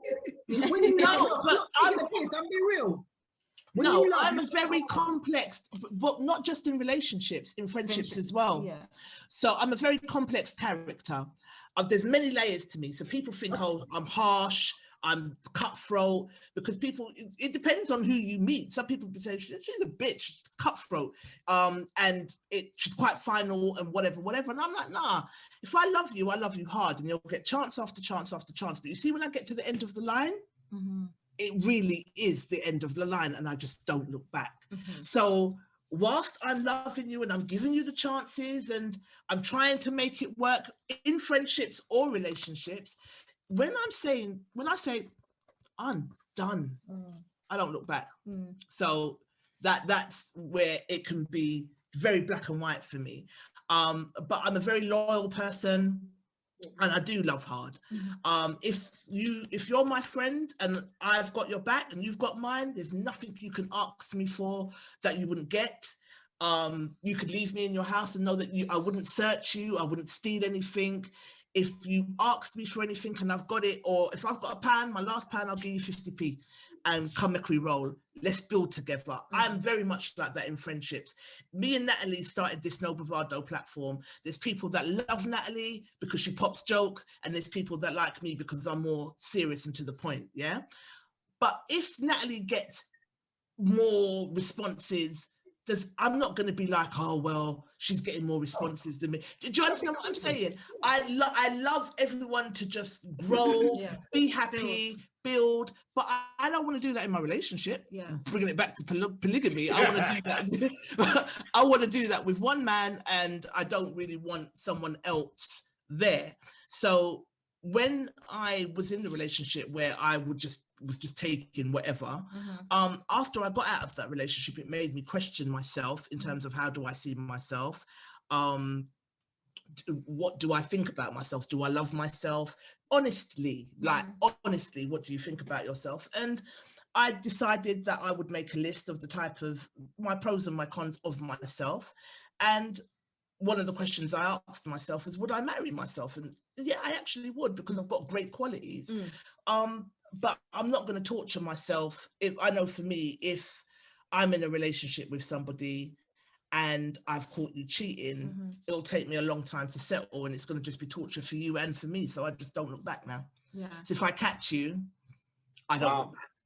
The eyes open up wide. If I catch you, No, I don't look back, and I don't get into it because I know I don't like to. We was talking about this the other day. If we play Monopoly in this house and there's a loser, like the whole family is terrible. So we'll kick away the board if we're losing and knock away your hat and your and thief your money. Like no one don't want to lose in there, let alone. And this is why I'm asking you, Keith: is there a hierarchy to this thing? Because if there is a hierarchy, I know I wouldn't be comfortable in space number 2. I know I wouldn't be, being honest. Yeah, no, I totally hear that. I think, I think what most people have been saying or getting from the conversation, in terms of me, I like to have a nice balance. So I'm not positioning making somebody number 1 and number 2 when really they should be, because if I've started seeing somebody first and now I'm seeing a second person after that person, then it is kind of like, wait there, you're not really on the same level as each other. Do you get what I'm saying? I do have to give more priority to you because I've been seeing you longer than the second person. But I've never really got to that point where I have got to that point, but it hasn't got to the point where they're both met and they're chilling with each other and they're like, all right, cool, here's 1, here's number 2. Like it's like the book 1 and 2, but it's not like that. I've never really it's similar. Sorry, Murray, sorry to cut you. Are they do you, so like, okay, so if I was going to be in a polygamous relationship, and I'm the sole female and I was going to choose anything from 70 to 72 men, jokes. 85. If I was going to have 2 men, like Trisha said, obviously we're multi-layered. So there's an academic Donna that likes to read and discuss socio-political ideas and what's going on. And there's Donna that likes to rave and go out and likes jokes. For you, are your choices, are they reflective of you, like the many layers of you? So, you know, one appeals to this side of yourself and one appeals to another. Or are they the same? The majority, some of them are actually more or less similar to each other. So some, I've dated some where they don't communicate as much as they should. Some they communicate way too much. I'm like, what the hell am I got myself into? But they are more or less similar to each other, to be honest with you. It's not really that much of a big difference unless we would talk down to physics, body shape. Some might be bigger, some might be smaller. Do you know what I'm saying? Some might be darker, some might be lighter. And then that's when you get a little bit of problems. Why you dating her, she's light and she's dark. Sometimes you might get a little chat in your ears, but I'm like, I'm with you, I don't want to hear none of that. And I kind of like disparage any colorism or anything like that as well, when sometimes it has been brought up. But for me, in terms of, like I said, just dealing with women, I'm just straight. You like it? No. If you don't, cool. But most of the time, majority of the time, it's all been good. Other than times when I was dating 2 women, they both knew each other, and that's about, like I said, 2 to 3 years. And after it got to the point where they said to me, yeah, I can't do this no more. Right. What were the reasons they gave? Because both of them dropped you out. Eh? Did both of them drop you out? No. One dropped me out first, and then the other one dropped me out afterwards. But yeah, it just social battery run out. What? Excuse me? What'd you say? Oh my Natalie, you know, Natalie's a loose cannon. Natalie said what? Did social battery run out? Did their social battery run out? It's like she might just not want to be socializing with, you know, she just might not want to be doing this no more. Like that kind of that novelty. No, it wasn't that. I think it's just the level of my commitment. That's all it is. Because I got my levels of my commitment. I think just wanted more investment and more time, more traveling, and more. That's all it was. Just more. What would you say? Have you got a son or a daughter? I got a daughter. What would you say if she entered into a polygamous relationship with a guy? It wouldn't be polygamy. It'd be polyamory. Polyamory? No, if she went with a guy that had a bag of wives or girlfriends, or you know, was going to become wife number 3. I've got 6 sisters, so for me, I've raised my sisters and everything like that. So for me, it'd be her choice. What can I do? My daughter's got a boyfriend now, and even that I saw her. Like, wait there, yeah, you got a boyfriend. You didn't tell me you got a boyfriend, and she's only 18. So like, what can I do? I can't stop her from living her life. It's her life to live, right? Yeah, that's fine. How would you feel though? How would I feel? I don't like. If she's got a guy, her partner has other wives, girlfriends, or whatever, other commitments, and she's on the roster. I'll be real. I just say to her, as long as he's treating you right and you're happy, then go with it, innit? What can I do? I don't lie. I'm joking. Be happy, innit? If you're not happy, then jump. If he touches you anyway, call me. I will come with my baseball bat. What can I do? She's not happy. Like I said to you, be honest. That's what you got to do. What about, okay, if she flipped it then and she had... I don't know about that. Call me I don't know about that. I think I'd be more upset about that. Right. So this is the thing. This is what you were saying earlier, Donna. Why is that? Yeah, we're giving you the finger. Why is that an issue now? If she's got two men that consent to being her partner and she can afford them, then two men that she can, you know, and they all consent and they're happy, would you have a problem with that? Yeah, I think if I'm honest, I'm thinking about it honestly. Yeah, I probably would have a problem with it. Why? Why? You don't hear me starting, no? Why? Because of the social conditioning that women are not supposed to take more than one man? Yeah. So women are supposed to be nuns and men are supposed to be women are not supposed to be women are not supposed to be nuns. Rubbish. Donna, talk then. No, but I'm just saying it's my opinion. If you don't agree, cool. Double standard. That's right. I live in I told you that. I live in a double standard world. I do. And I don't lie about it. I don't say, oh well, one thing is good for one man, no, but I'm double standard, 100%. I am. I am. I don't care. That's my biggest problem. That's the problem. That's my biggest problem.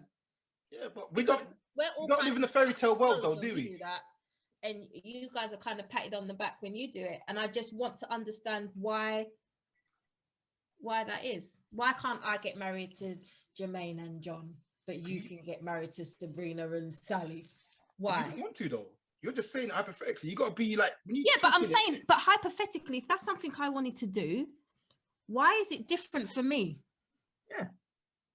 It's not, but it's been said multiple times, like guys in the comments. I haven't really been reading the comments because I can't really be on my Facebook and stuff, but in terms of like multiple men being with women and you're doing the whole Jerry Springer and Maury. I think Jerry Springer if women do it. No, I'm saying, listen to me what I'm saying to you. Like who's the father?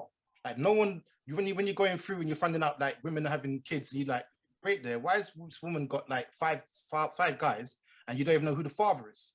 Like all that stuff there kind of like can play in a man's head. You're reaching now. You're reaching. I was with you, but you're reaching now. Because ultimately we're talking about people who can't really do no better. You understand? We're not talking about your average person. Most people when they become pregnant, quite responsible. You know who your partner is, even if you're in a multi-team. You understand? To use that as a I see it. This is my sentence. Use that as a measurement to say, oh well, because of you don't know who the father is. I understand that, but I still, nah, man, you kind of let me down. There was a bit of a cop out. That's a bit Jerry Springer. You know all that. And why not Maury? Yeah, I mean, he's the second gentleman that's mentioned the fact that men can impregnate women. At the same time, but women can only have one baby at a time. But Lies. How's that lie? I know. I'm going to tell you the truth. I know women who have delivered twins, but actually the babies are months apart, two different fathers, but because they're born at the same time. 100%. Like the pussy is an amazing thing. Yeah, for real. Pussy power. So, we're the only people that can give them jacket. Let them stay there. They're raising children for free these days, and it's not even theirs. So, but my point is, let's get away from that. My point is, it's a little bit.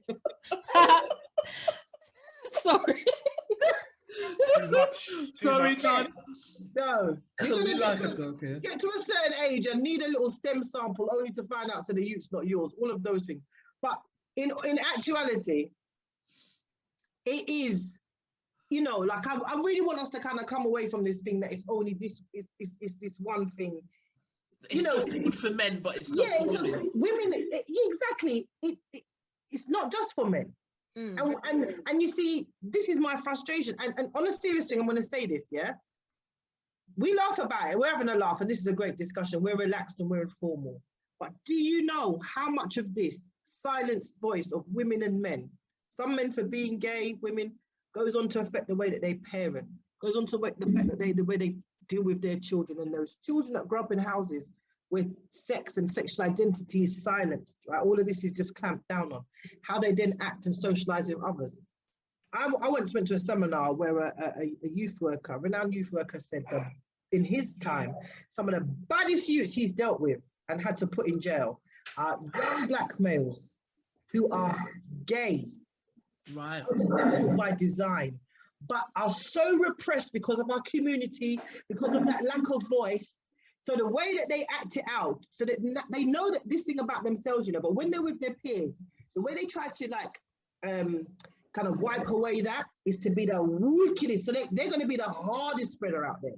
Yeah. They're gonna be the one, when it just requires a slap, they're going to juke man and slice man and do all sorts of things, violate man's mum and all of these things, in an attempt to draw away anything that might make them look gay or soft or any of these other stereotypes that we have.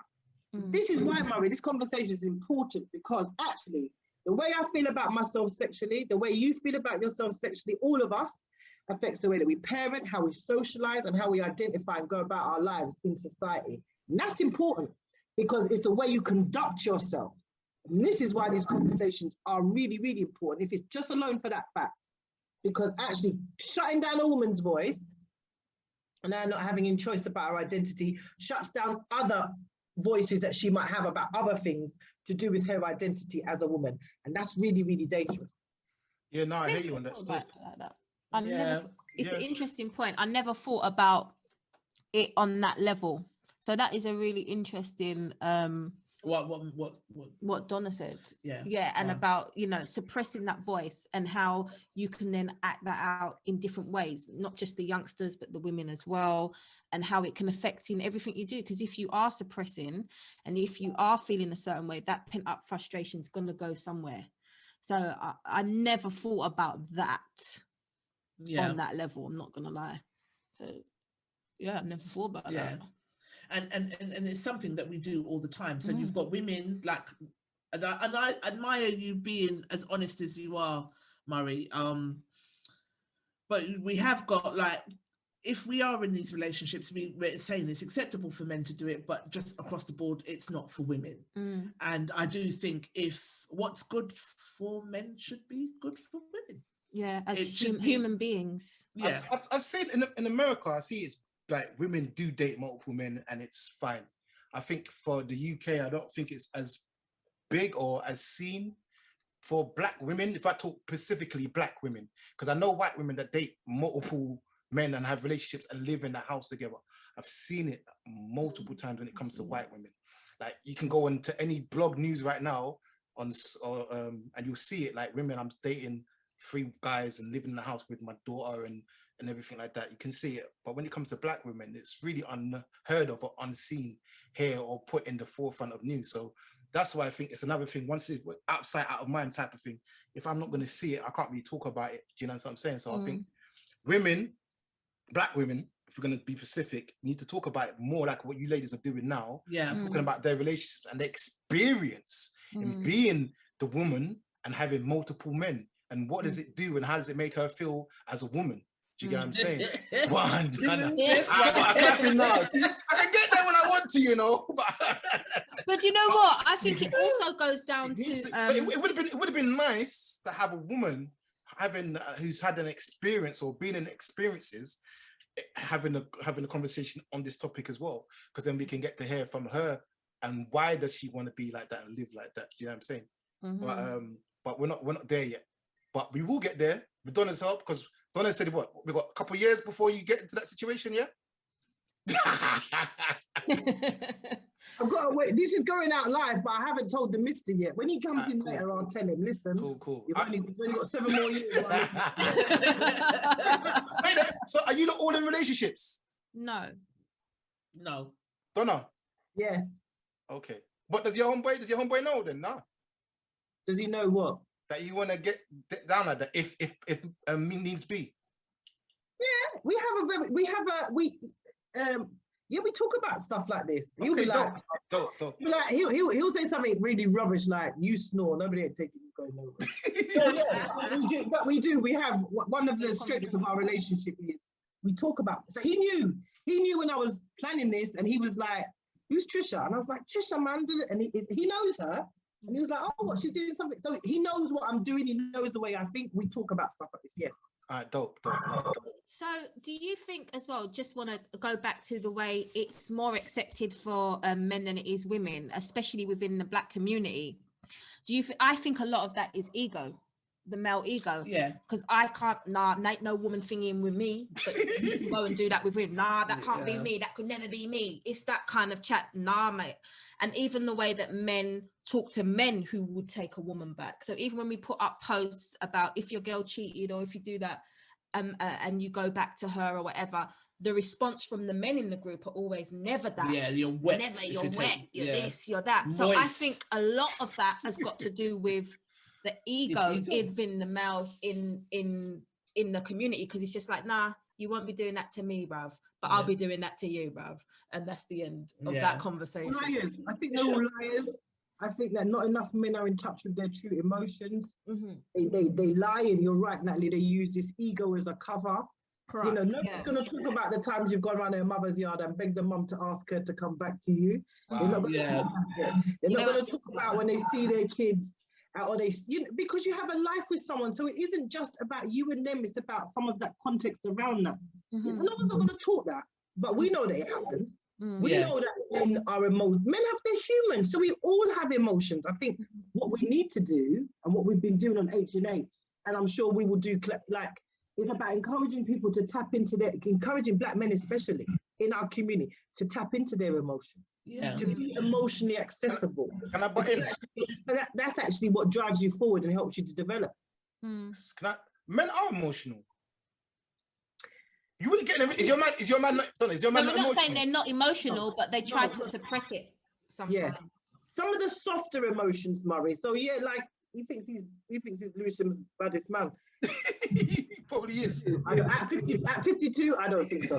But you know what I'm trying to say is, and if he hears this, he's going to kill me. But my point is, of course you have emotions. You have emotions too. You're a dad. You love your daughter. Blah blah blah. You expressed your emotions here tonight. But I'm talking about accessing some of your softer emotions, an emotion like around reflection. So it's easy for you to say on a post, "Nah, man, I would never take that bitch back. You cheat on me. This good deed you're going to cheat on." Actually, when you reflect, I love her, innit? Like she understands me.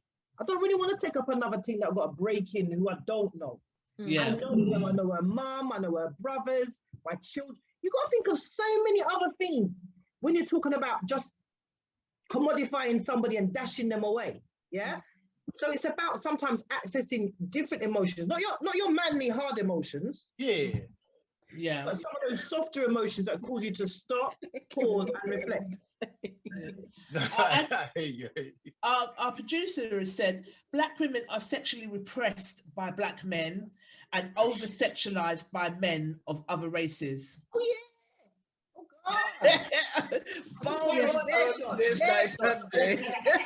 And 100%. And there's just a lot of pressure on Black women in general to kind of carry all of these expectations and expect jack shit back. So it's just kind of, you got to kind of deal with this, because if you deal with that, you're a rider. And if you deal with that, you're a real low person. And there's a thin line between loyalty and... Definitely. It's like we are expected to have love that is extremely painful before we get the prize at the end of it. And we just need to be released from this way of thinking, because it's ridiculous. It just can't work anymore, I think. Just, why do we have to suffer? We're expected to take a lot as Black women. We are. Just of all of the women, I think we are expected to take the most. Prudish. So in our younger years, I go back to my reference, you just keep it clean and keep it for a husband that you don't even know about. So you're supposed to be this prude.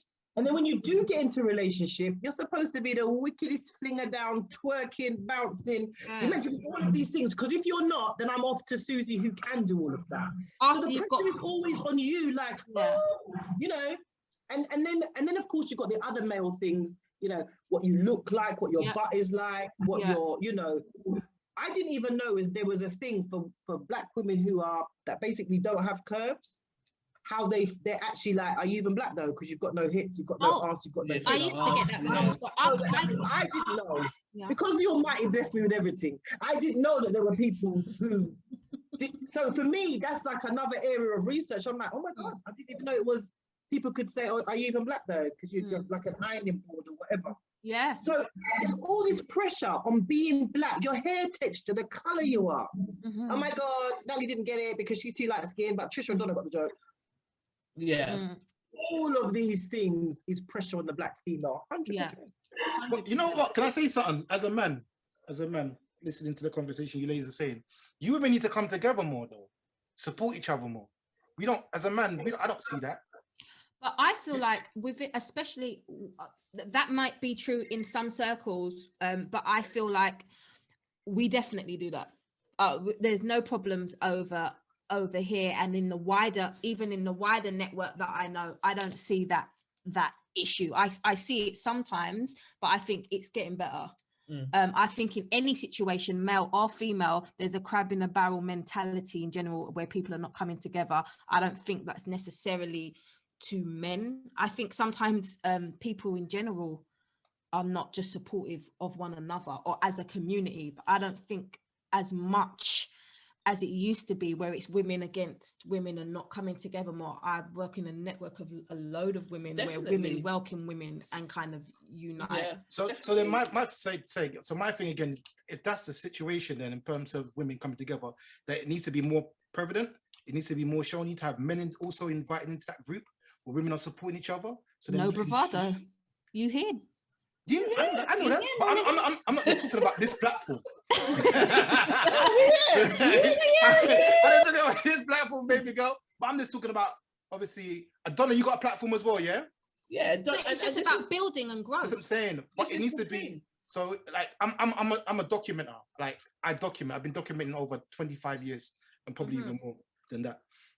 So, like, even this should be documented and be put in an archives where people can go back and say, well, there was this conversation, and every such a month of time it'll be shown on YouTube or such again. So then it builds up a scene, so people go, okay, we need to go to these platforms and make it such a big thing. You understand what I'm saying? Well, the thing is, sorry, I'm gonna say this as a person who's got her own platform as well. Yeah, the thing is, a lot of the healing that we need to do as sisters shouldn't and must not go on in front of the men.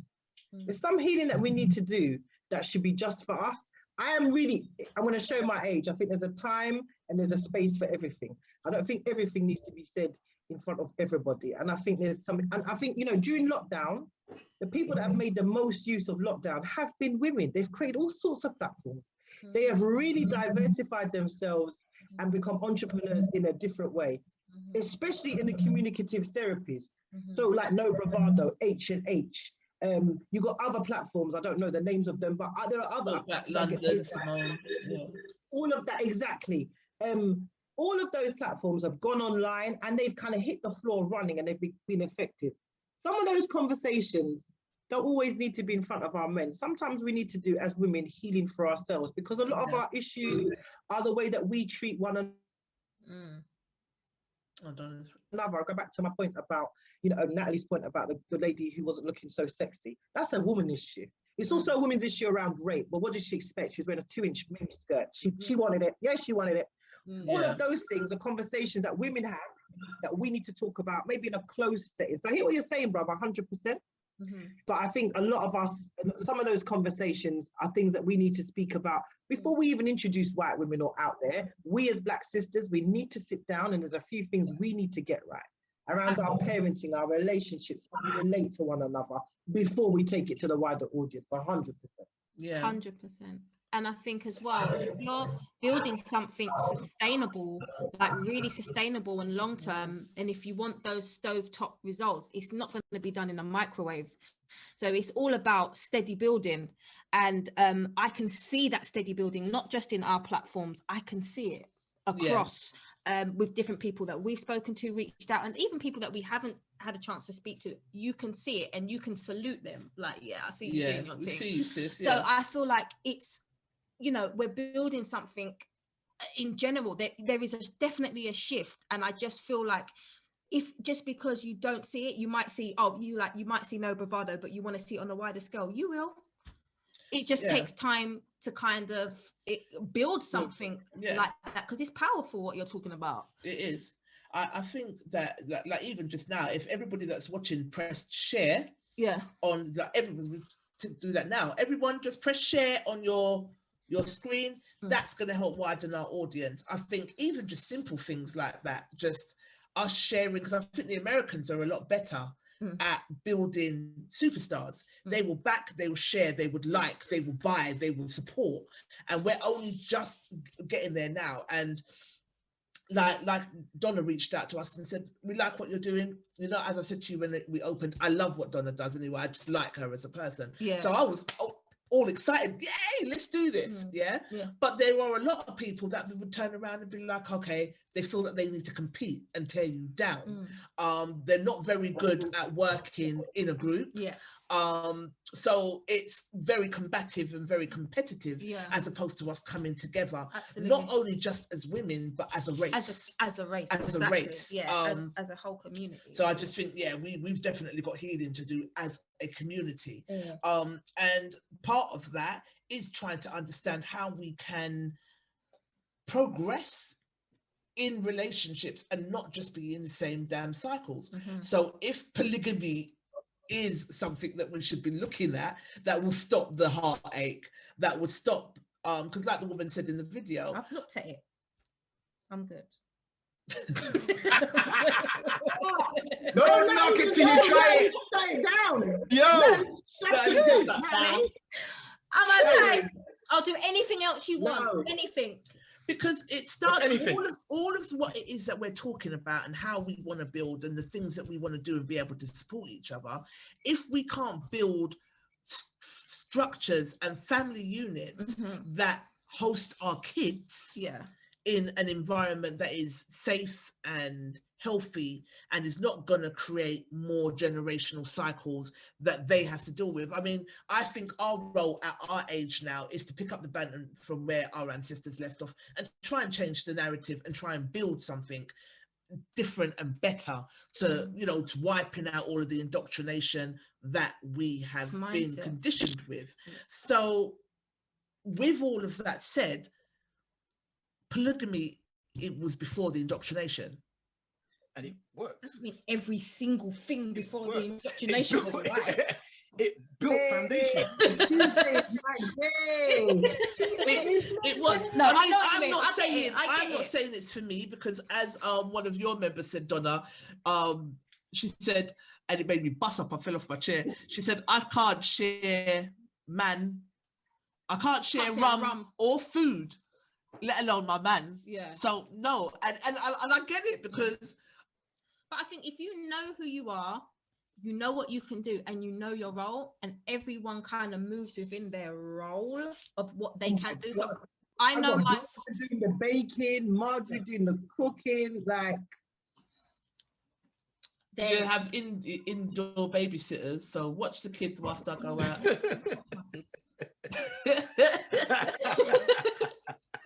No. I just think if you can do it, then do it.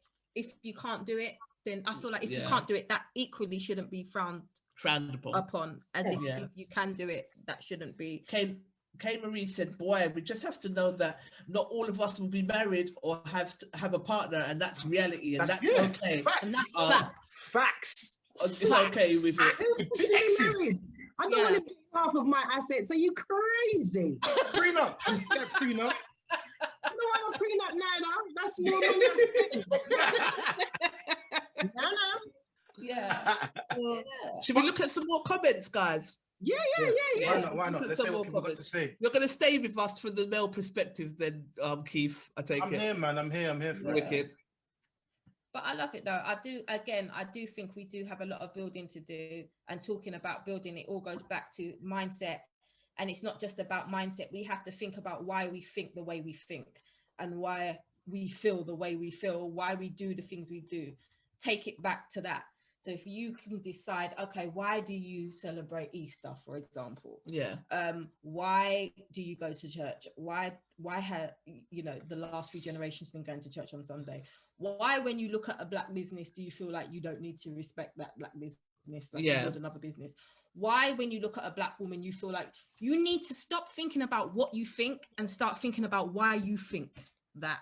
Because if you actually scratch the surface and think about why you feel like that, then I feel like that's when you can kind of get the answers. That's when you're able to peel everything back and be like, oh, actually, you know, this is the issue. And I think if you do that first, after you realize why you feel and think like that, and then you can start working on mindset after that, because you know where it stemmed from.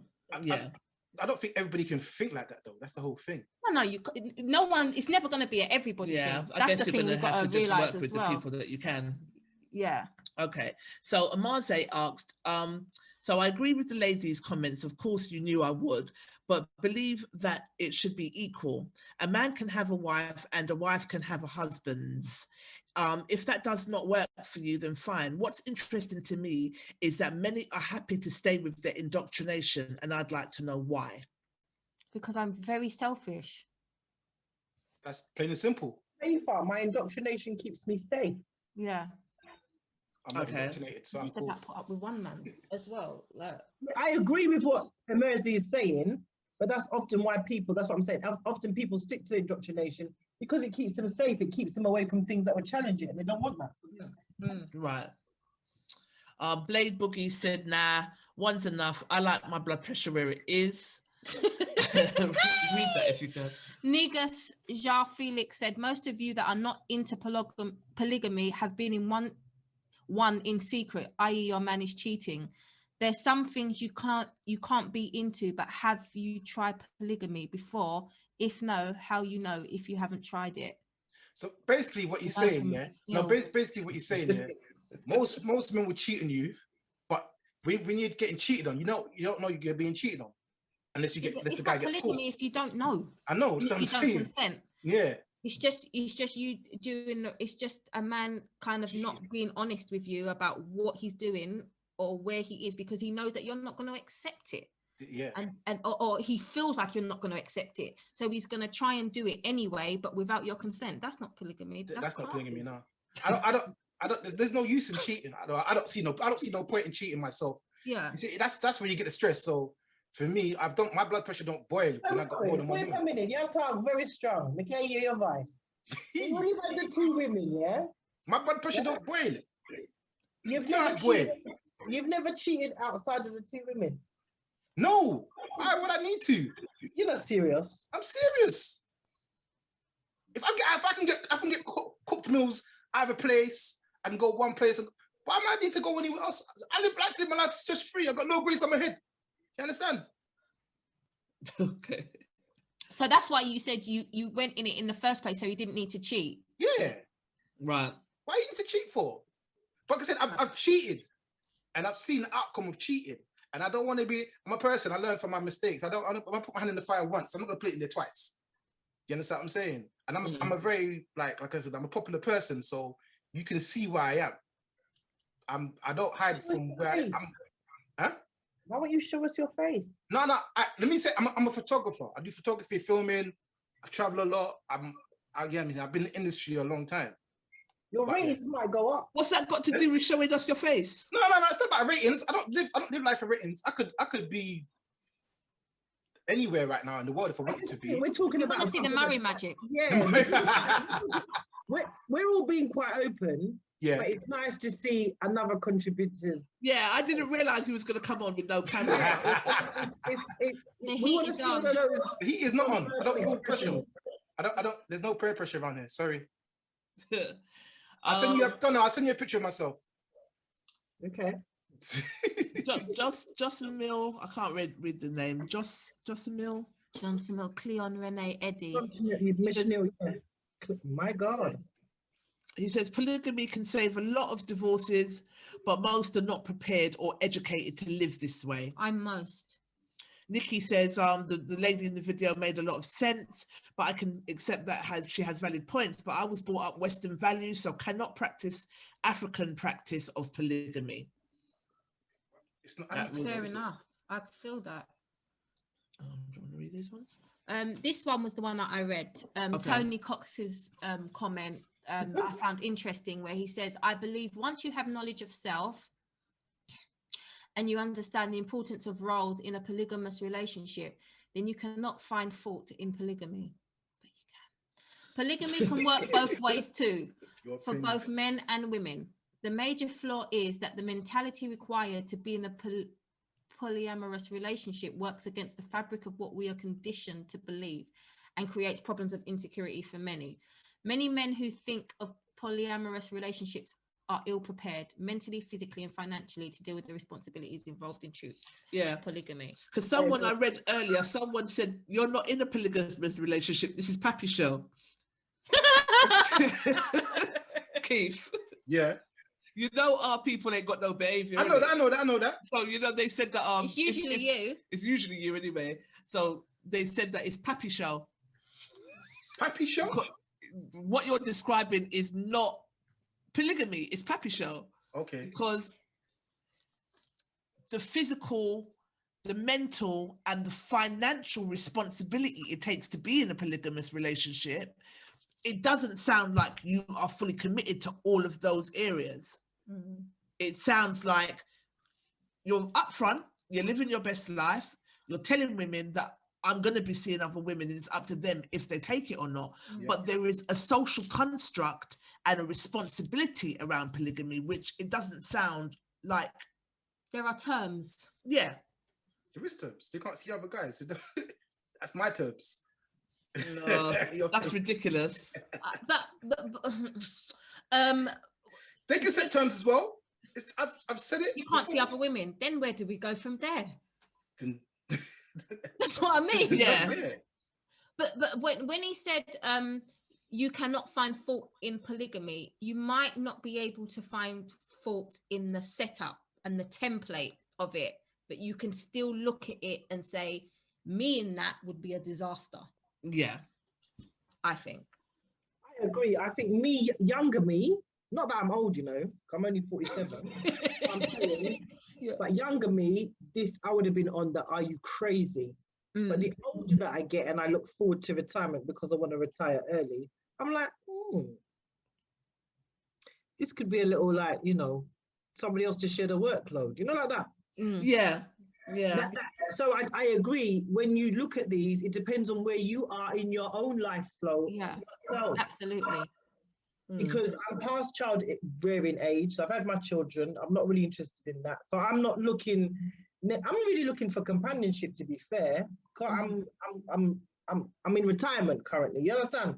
Yeah. So I'm not really looking for no hype. I'm not looking to build. I'm financially secure, independently. I'm not looking for someone to build something with. I'm just looking for someone to coast with. So this is why it probably appeals to me more increasingly mentally than younger Donna. What? I want to kick down the Zoom screen. You're crazy. Yeah. I'm gonna want a war again over my man. Yeah. Now I'm like, yeah, man. I'll see you on Thursday. Okay, bring me. All right, I'm good. So Donna. Yeah. So we're talking hypothetically. What is it then? If another partner, is it a male or female? If I want from another partner? Yeah. Do you say female? I'm asking the question. I'm open-minded. Simple question. Simple answer. That was no, I'm not looking for another female. Okay. And if I was going to look for an extra, it would be another male, yeah. Okay, cool. All right. Ian Bowman said, to be honest, a lot of men will always want more than one woman, and women will want men to be with them and them alone. What's the solution? You ain't got one. One just has to hope that the man is sufficient enough for one woman. But I will say this, today you have more women in today's society than men. And if it remains like that, we will have to have a grown-up conversation about how we proceed. Tony Cox replied, if it remains at 7 women to every man, you'd need to kill women in order for there to be a chance. Call women. Oh, Yeah. when I'm the glasses, sorry, every life. But what does he mean by cull? Made more sense to kill them. The cull is to basically, yeah, you're right.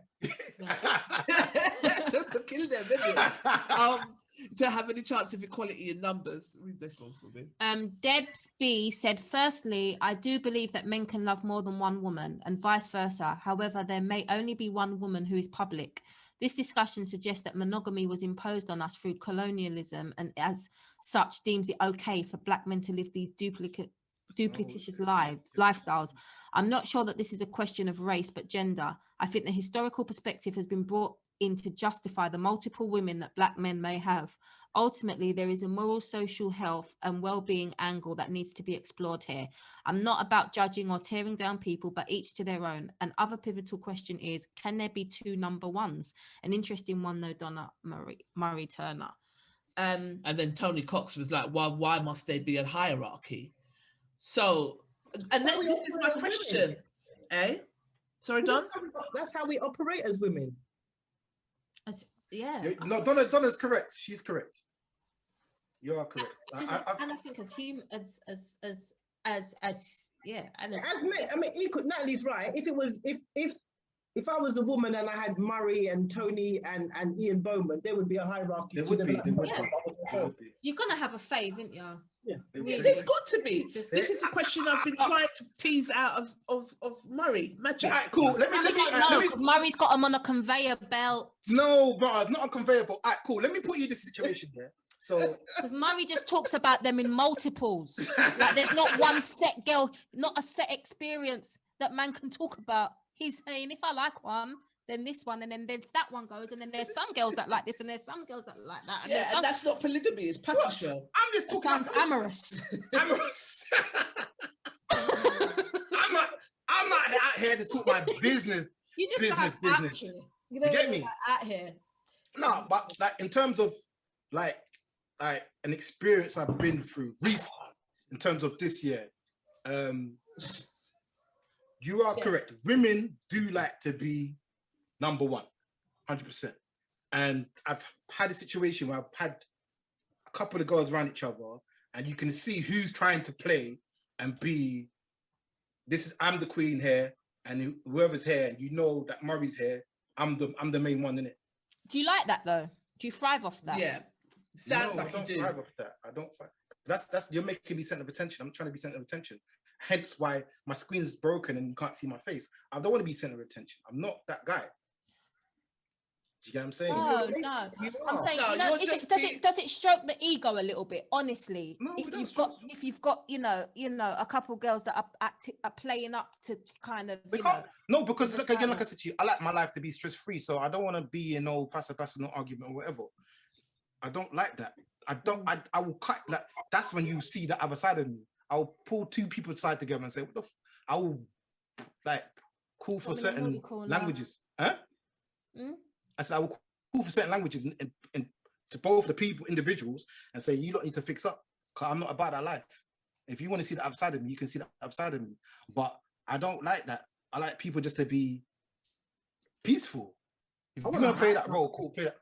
Huh? I don't know why Murray's like running away from it. I want a hierarchy. Yeah.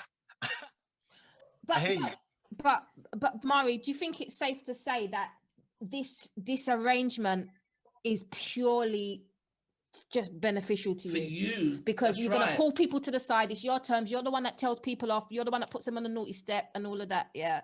So would you say that this is a kind of arrangement that is for you? Like I saw a polygamy picture that we posted in the group once, and it had the man standing up. You couldn't even see his face. It's just him looking down, and you've got 2 women kneeling down to his crutch.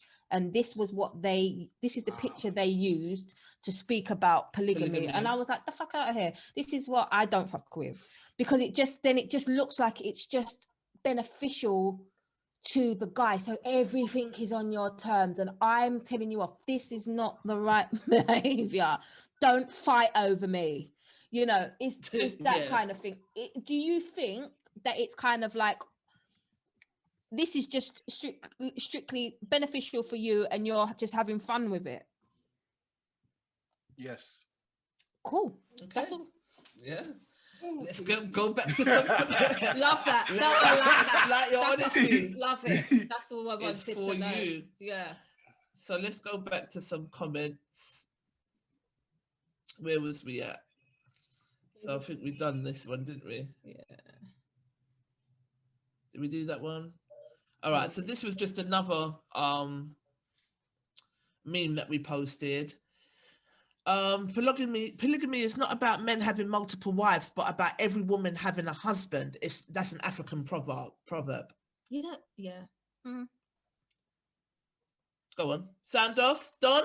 It's just about you have to. She pushed up her face. Yeah. You have to have a husband to be a woman. Like, to be complete as a woman, you have to have a husband. So do the polygamy thing, so at least you can say you've got a husband, so at least that makes you a complete woman. Fuck out of here. Exactly. Natalie, please, can I just spud you through the screen? Because I'm saying... Fuck out of here. Not doing that. Does me having a husband have to complete me as a human being? Yeah. Yeah, why does that complete me? When sometimes the stress of that relationship can actually destroy you. Right. Instead, but you rather do that because it makes you look complete from the outside than not have a husband and be at peace because it makes you look like you're lacking in some way. This is why we gotta live for you. Yeah. This goes back to my point. This is why some groups of people feel marginalized. So increasingly there are, I have in my friendship group, Black professional women, really good jobs, who don't want children and don't necessarily want to be married. And the way that they are looked at for having that is like something wrong with you. Yeah, lesbian? Yeah. Yeah. There has to be something wrong with you if you don't want a husband and if you don't want children. We need to come away from that crap. Definitely. Actually, isn't it? I get that a lot because I don't have any children at 46 and but you make the bangingest jewelry in the whole world. Like, do you know what I mean? Yeah. I'll be vexed if you got married and had kids myself, Trisha, because you're not going to be able to make any more banging jewelry. We need to just, I'm selfish. I'm going to say it. I've got my own selfish reasons. We need to come away from that. You know what I mean? Yeah. All right, we read these ones. We read that. I've got to just move this thing around so we can see. Abby said, madness. It's common to see this in Africa, but I can tell you that those marriages are hell on earth. The women and children have love-hate relationships. The man is always stressed out. The women are always visiting voodoo priests. The men never live long. The women and children are forever fighting. Let me start reading this. I don't want to. What's she talking about? It's not African. It's true. It's not the women African and children. thing. No, Murray, behave yourself. Let me finish. The women and children white as well, are forever fighting and competing with one another. It's 100% toxic. There's a popular saying by my people, Ili Oregon, Ogba, which translates as the polygamous family is the home of mad people. We need that verified. I noticed that the person that posed has a little light skin too. Yes, I'm saying, man. Polygamy is not African. It's not an African thing, man. Like I said, I know enough white people that live that life. Women. Women. People, like so many other cultures outside of Africa have lived this. Yeah. Come on, don't put it down to that, please. It's not that. But she did say it's common to see it in Africa. No, it's not common. What's common? I don't know. So I'm not. There you go. So I'm saying, I don't know what's common. What's every day? We don't know. You can only make examples. I hate when people use percentages. Percentages is you make it up. There's no percentage. Okay, it's 100%. She said it's 100%. No, what's 100%? That means it's free. Nothing's free in this world. Even COVID, they're charging you for COVID. So I've been drinking. You have? Yeah, because that's not making no sense. That's nothing. No, but no, my point is, yeah. Let me get my point. Let me get my point out. My point out, basically, yeah. Nothing is 100%. You can't be 100% toxic. Okay. Yes. You can't be 100%. I think Dion makes an excellent point in the chat. She said there's a difference between culture and lifestyle. Yeah. Yes. That gets blurred a lot. Yeah. That definitely gets blurred a lot. Daryl Morgan said, I'd say in the West, men are not really men. So it doesn't work as well in the East as it does in the East, center of the world. It's not as fancy as it looks, as it's more about responsibilities than it is about having two women. Right. The men mainly lay with the women for the purpose of having children and not for the purpose of casual sex. The men would also be the breadwinner for both women, and duties between male and female wouldn't be as confusing as they are here. Hence why most of the men that live like this there have more than the men have here. Okay. Yeah, that's correct. All right. So this is a woman in a Donna swerving. I look at the screen and I just see her mouth. She's doing a Stevie J face. But again, it wasn't just wrong in my opinion, says one of our favorite members, Lorene. She's in the chat today. Hey, Lorene. Hey. Just wrong in my opinion. Girl, you need a Bible. Someone said, Auntie, give me some tips. Hey. Alison says, wow, are men accepting poly from women? Is this the new norm? I'm not sure if I'll feel dope or question these men. All I'm saying is, if you accept the men one, then accept this. If you don't accept the men one and you don't accept this, that's up to you. That's fine. But if you accept the men one, you better accept that. Yeah. I'm gonna start a home for older retired black men. I think that's where I'll pounce. I can't be strategic. Can't be strategic with this thing. Not pounce. Not serious. You're not serious. Comments here. Jeffrey Mensah said, committing to multiple emotional, spiritual, and sexual relationships sounds like a bit of hard work. There would always be a favorite, meaning that others may not show it, but feel jealous. Personally, it's not my style, and I know in certain customs and faiths where it's allowed and considered normal. But this is my thing. I think emotionally, I think it's probably going to end up being draining for whoever. At some point, maybe someone's going to feel it, even if they don't speak up. Possibly, yeah. This is our last comment that I collated from earlier. Judith Richards said, this young man is not in a polygamous relationship. True polygamy is practiced by Africans to increase wealth. The more wives you have, the more children you have, the more hands to work the farm, family business, raise children, etc. Each wife has their own independent household and is visited by the husband. Like Provident. No.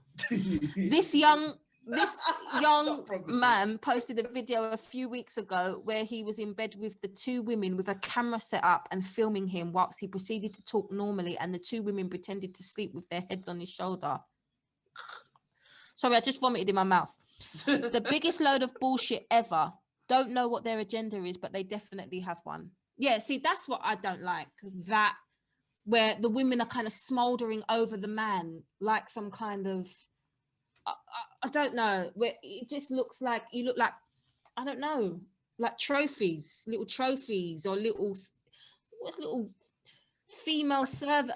I can't explain it. You know, you're just pandering. You're just pandering to the man's needs. Yeah, as opposed we're pandering to our own objectification. So you have no choice. I have two of you. You're mine to manipulate. You belong to me. It's more of a property thing. Yeah, there's going to be some furniture moving up in that shit. So I'm just saying, it's not really going to work like that. Yeah. You know what? Yeah. Let me say something. Yeah. I think once I come off this ban, yeah, I'm gonna go on YouTube and then put the videos up, because I've got videos of Chinese men. They've got like 87 wives and 1,000 kids. They can go straight back on the ban. No, I won't go back on the ban. Facebook don't like nothing. it'd be from YouTube. So and it basically shows you the dynamic of how it's all set up. And I think there's one in China and there's one in India. It's like a documentary on how these men have had all these women and actually have one. The guy, he has actually had one bed for himself, and how the whole family works together. They school each other. They do a whole lot of things. So like I said, I hate when people keep on saying it's African, but it's not. There's Chinese and there's Indian men out there, and they don't have like big cars or big houses or everything like that, but they work within a community within itself. It works for them. But is it ignorant of me to say? No, I'm not saying it. Don't say Say what you're saying, man. Oh, Talk your Bravado. truth. No. Say your truth, man, girl. Go on. The way I operate, yeah. That's you, yeah. Go on. Yeah, this is just the way I operate. That's right. Yeah. Is it ignorant for me to say I don't watch what other people are doing? And when I say other people, I don't watch what other people are doing. But it affects what other people do. It affects you, though, doesn't it? No, I'm talking about As other races. So As races. just talk to me about the African culture. I'm not trying to hear about nothing else. Oh, okay. Because this is where I come from. So I need to know, what are we doing? Okay, so if you want to use an example, using an example of another thing, that's definitely not going to do me nothing. Yeah. Whereas if you more likely to tell me that, you know, back in the day, this is part of our history, or this is where we come from, this is what was practiced before, you know, we were indoctrinated, or before we, you know, everything that happened, then I'm more likely. Okay, to be interested in that. Yeah. Okay, Yeah. cool. Simple. I can do that. I can find you something for that. Okay. Yeah. Nikki Omar said, I have a Nigerian friend. Her mum was the second wife and she walked out after 16 years. Obviously, her needs weren't being met. I think somewhere along the line, someone's needs are not going to be met. That's my thing. Go on, sorry. I hear what you're saying, Don, in terms of when you get to a certain age and you just want to be left alone and you get someone else to pick up the load, and maybe I see you 2 or 3 times a week and then you just go off and be somebody else's problem. But yeah, I just think you have to be in the mindset of that. You have to be in the mindset of that. You really do. So. You have to be in that mindset. Definitely. Well, all right, Keith, we've been on for 2.5 hours and I want to wrap up with Donna. So we're going to say thank you for coming on. Yeah, thank you. And for sharing your pappy show, because that's not polygamy. Sayonara. Sayonara. That's not polygamy. That's you living your best life. Sayonara. Amorous life. Murray magic. Murray magic, loose polygamy, amorous dealings. There you go. Shenanigans. Have a good night, ladies. No, but we love your honesty. We do. Yeah. No, I love your honesty and thank you for coming on, Keith. It is always a pleasure. Good night, ladies. It was lovely to meet you. Yeah. Lovely to meet you as well, Donna. You didn't come on the camera. What's your Instagram and stuff? Can you post it in the comments, please? No, because you won't put your camera on. Put your camera on and she'll do it. No, I don't work like that. Yeah, a real bad man around here. We don't. But anyway, good night. Thank you so much. Thank you, darling. Oh, done. Yeah. It's been real. It has. 2.5 hours. It's been absolutely brilliant. Yeah. Thank you so much for taking not a risk, but taking it. All right, yeah, we'll do it. I really enjoyed tonight. And I don't want this to be our only one. No. Whenever you're ready, I'm here. I want us to collaborate. We can come onto your platform. You can come onto ours. Love to have you on there. I'm all for joint ventures and building and us just building and trying to make everyone's platform as big as possible. So as you're here, talk to us about H&H and everything that you're doing and where we can find you and stuff like that. So tell us about everything that you're doing. H&H is it's something we started in August. So actually we started in March of last year, but we called it Tea and Biscuits, and we delivered to the community 4 times a week. So we were from 11 to 1, Tuesdays to Fridays. That was hard. And we did that up until July. We started to see our numbers drop off. And then so we decided to go to the evenings on Tuesdays and Thursdays, and we decided to call it Hardough Bread and Horlicks.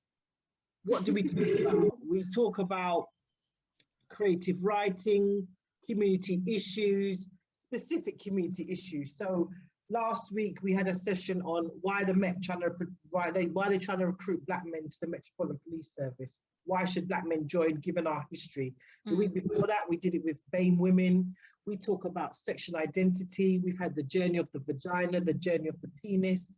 We have had what are they called? Estate management. So people coming on, encouraging people to get their wills and their insurance policies in order. Absolutely. We do the full gamut. Whatever we believe to be a need within the community, we try and be reactive towards it. And we've had joke sessions where we're just chatting rubbish and it's jokes. Because we are like, my followers ain't got, you lot have got no behavior. Mine are just wholly inappropriate. But we don't get segue, and it's almost like a little family now. Like, you know, we've got, like you guys, you know, your core following, innit? Like you said about Murray, like, you know, he's a day one and that. Yeah. But we share our platform. We've had lots of different people. We had Dino Kai on recently talking about the African diaspora in terms of political understanding of where we stand. We've done a whole range. We've really opened it up because I think as a practitioner, so professionally, I'm all about creating more awareness.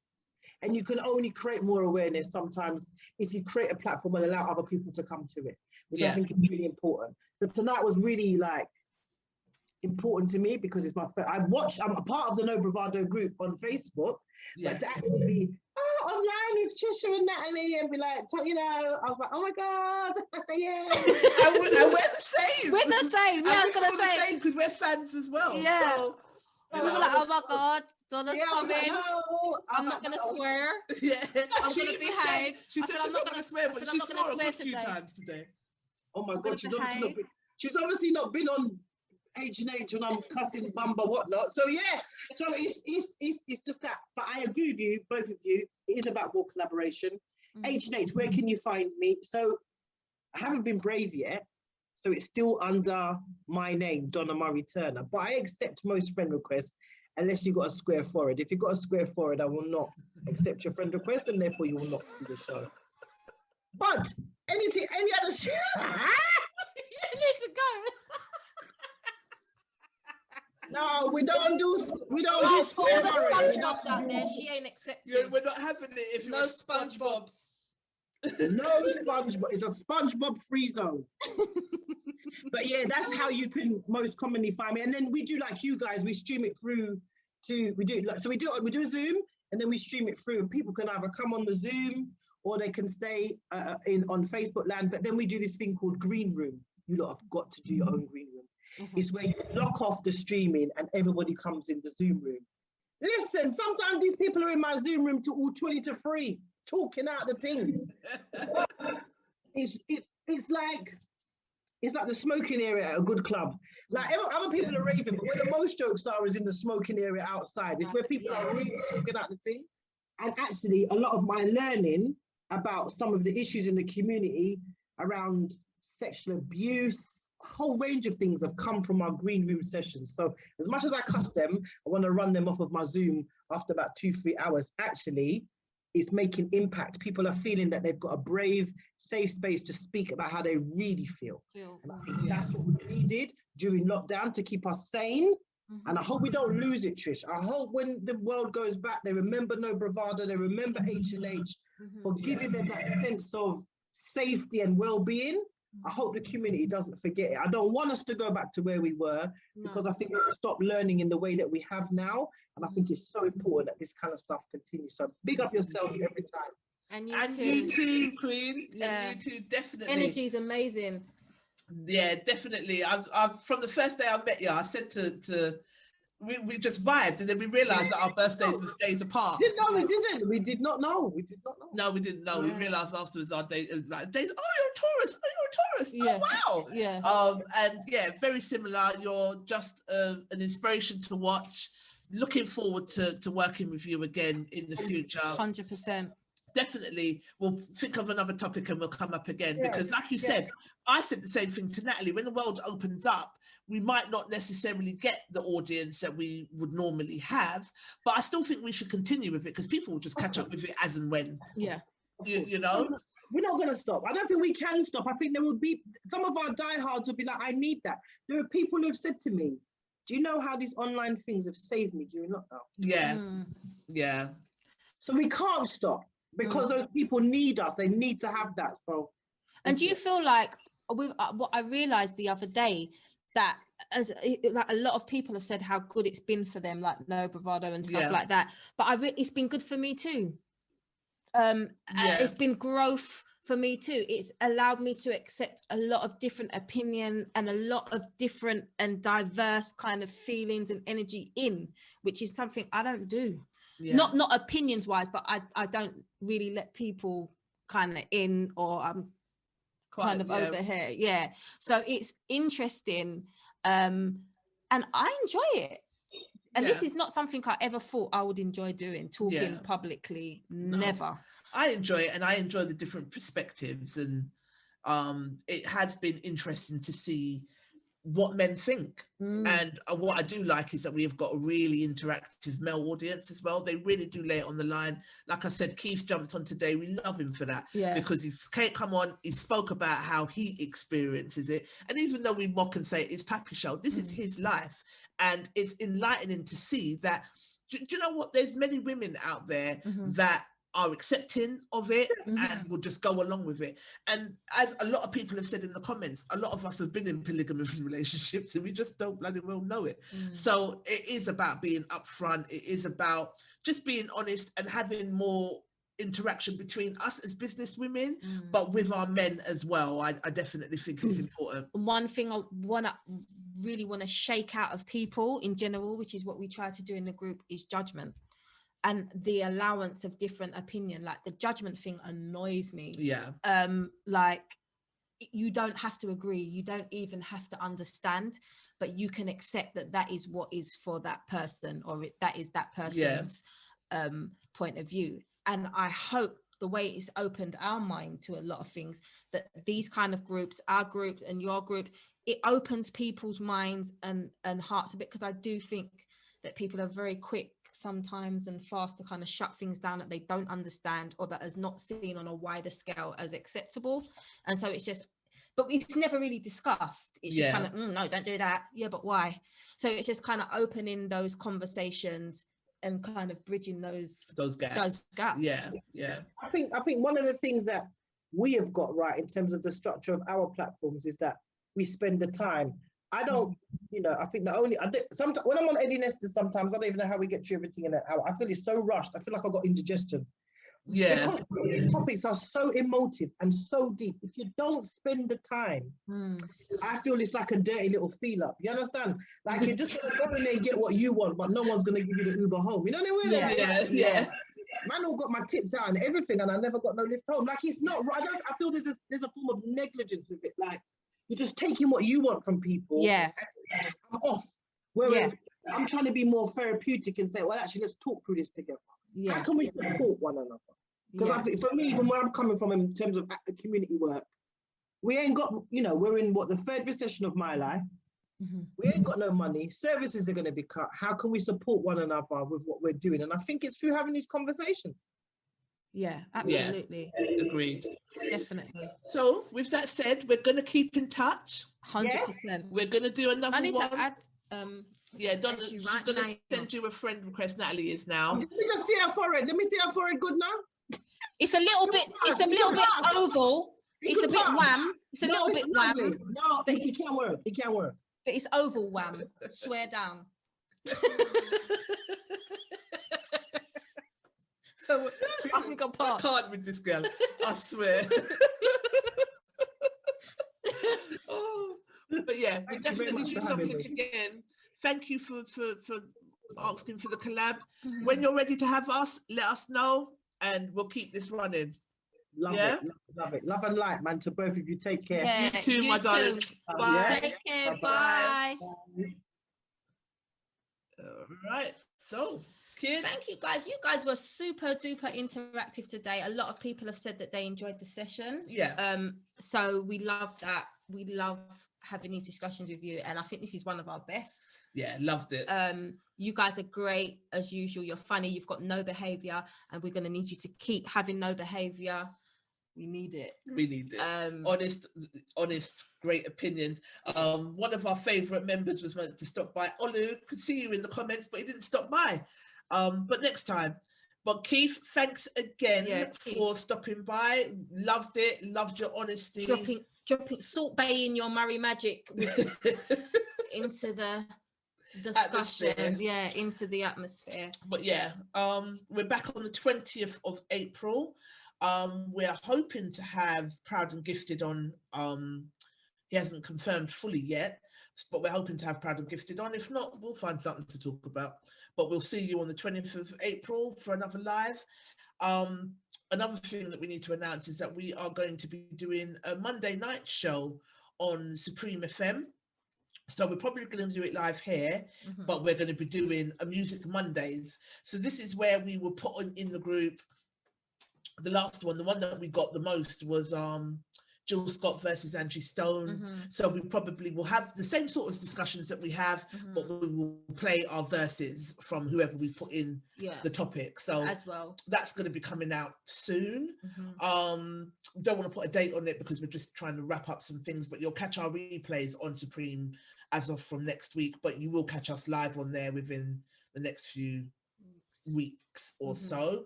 What else do we need to tell you? Stamps sold out. We warned you. We warned you. So we've now got a few rooms that we can sell, but you'll have to source your own flights. But then just give us a call, get in touch if you're interested in any more information on that. Other than that, we will see you on the 20th. You got anything to say about what next? Anything like that? Yep. Don't forget, if you want to talk about all things building the Black community, head over to the group What Next. I'll put that in here. I don't know, most of you may or may not know that last Monday, I'm asking you, but last Monday I launched with a friend of mine, my business partner, I launched a Black hair and beauty store online. So for all your favorite Black hair and beauty products, I now have a Black hair and beauty store called Niall.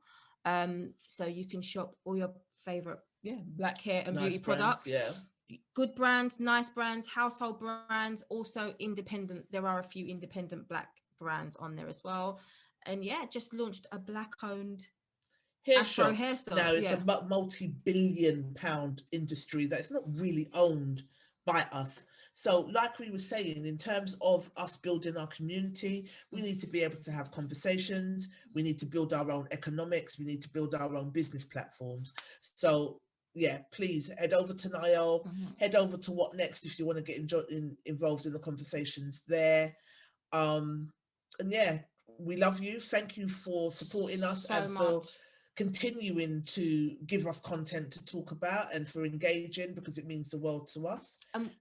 When people say Black people don't stick together and they don't come together as a community, even though this may just feel like a Facebook group, we do feel a huge sense of community in this group. We do. And there's some people that I didn't know before this group. I feel like I know you well.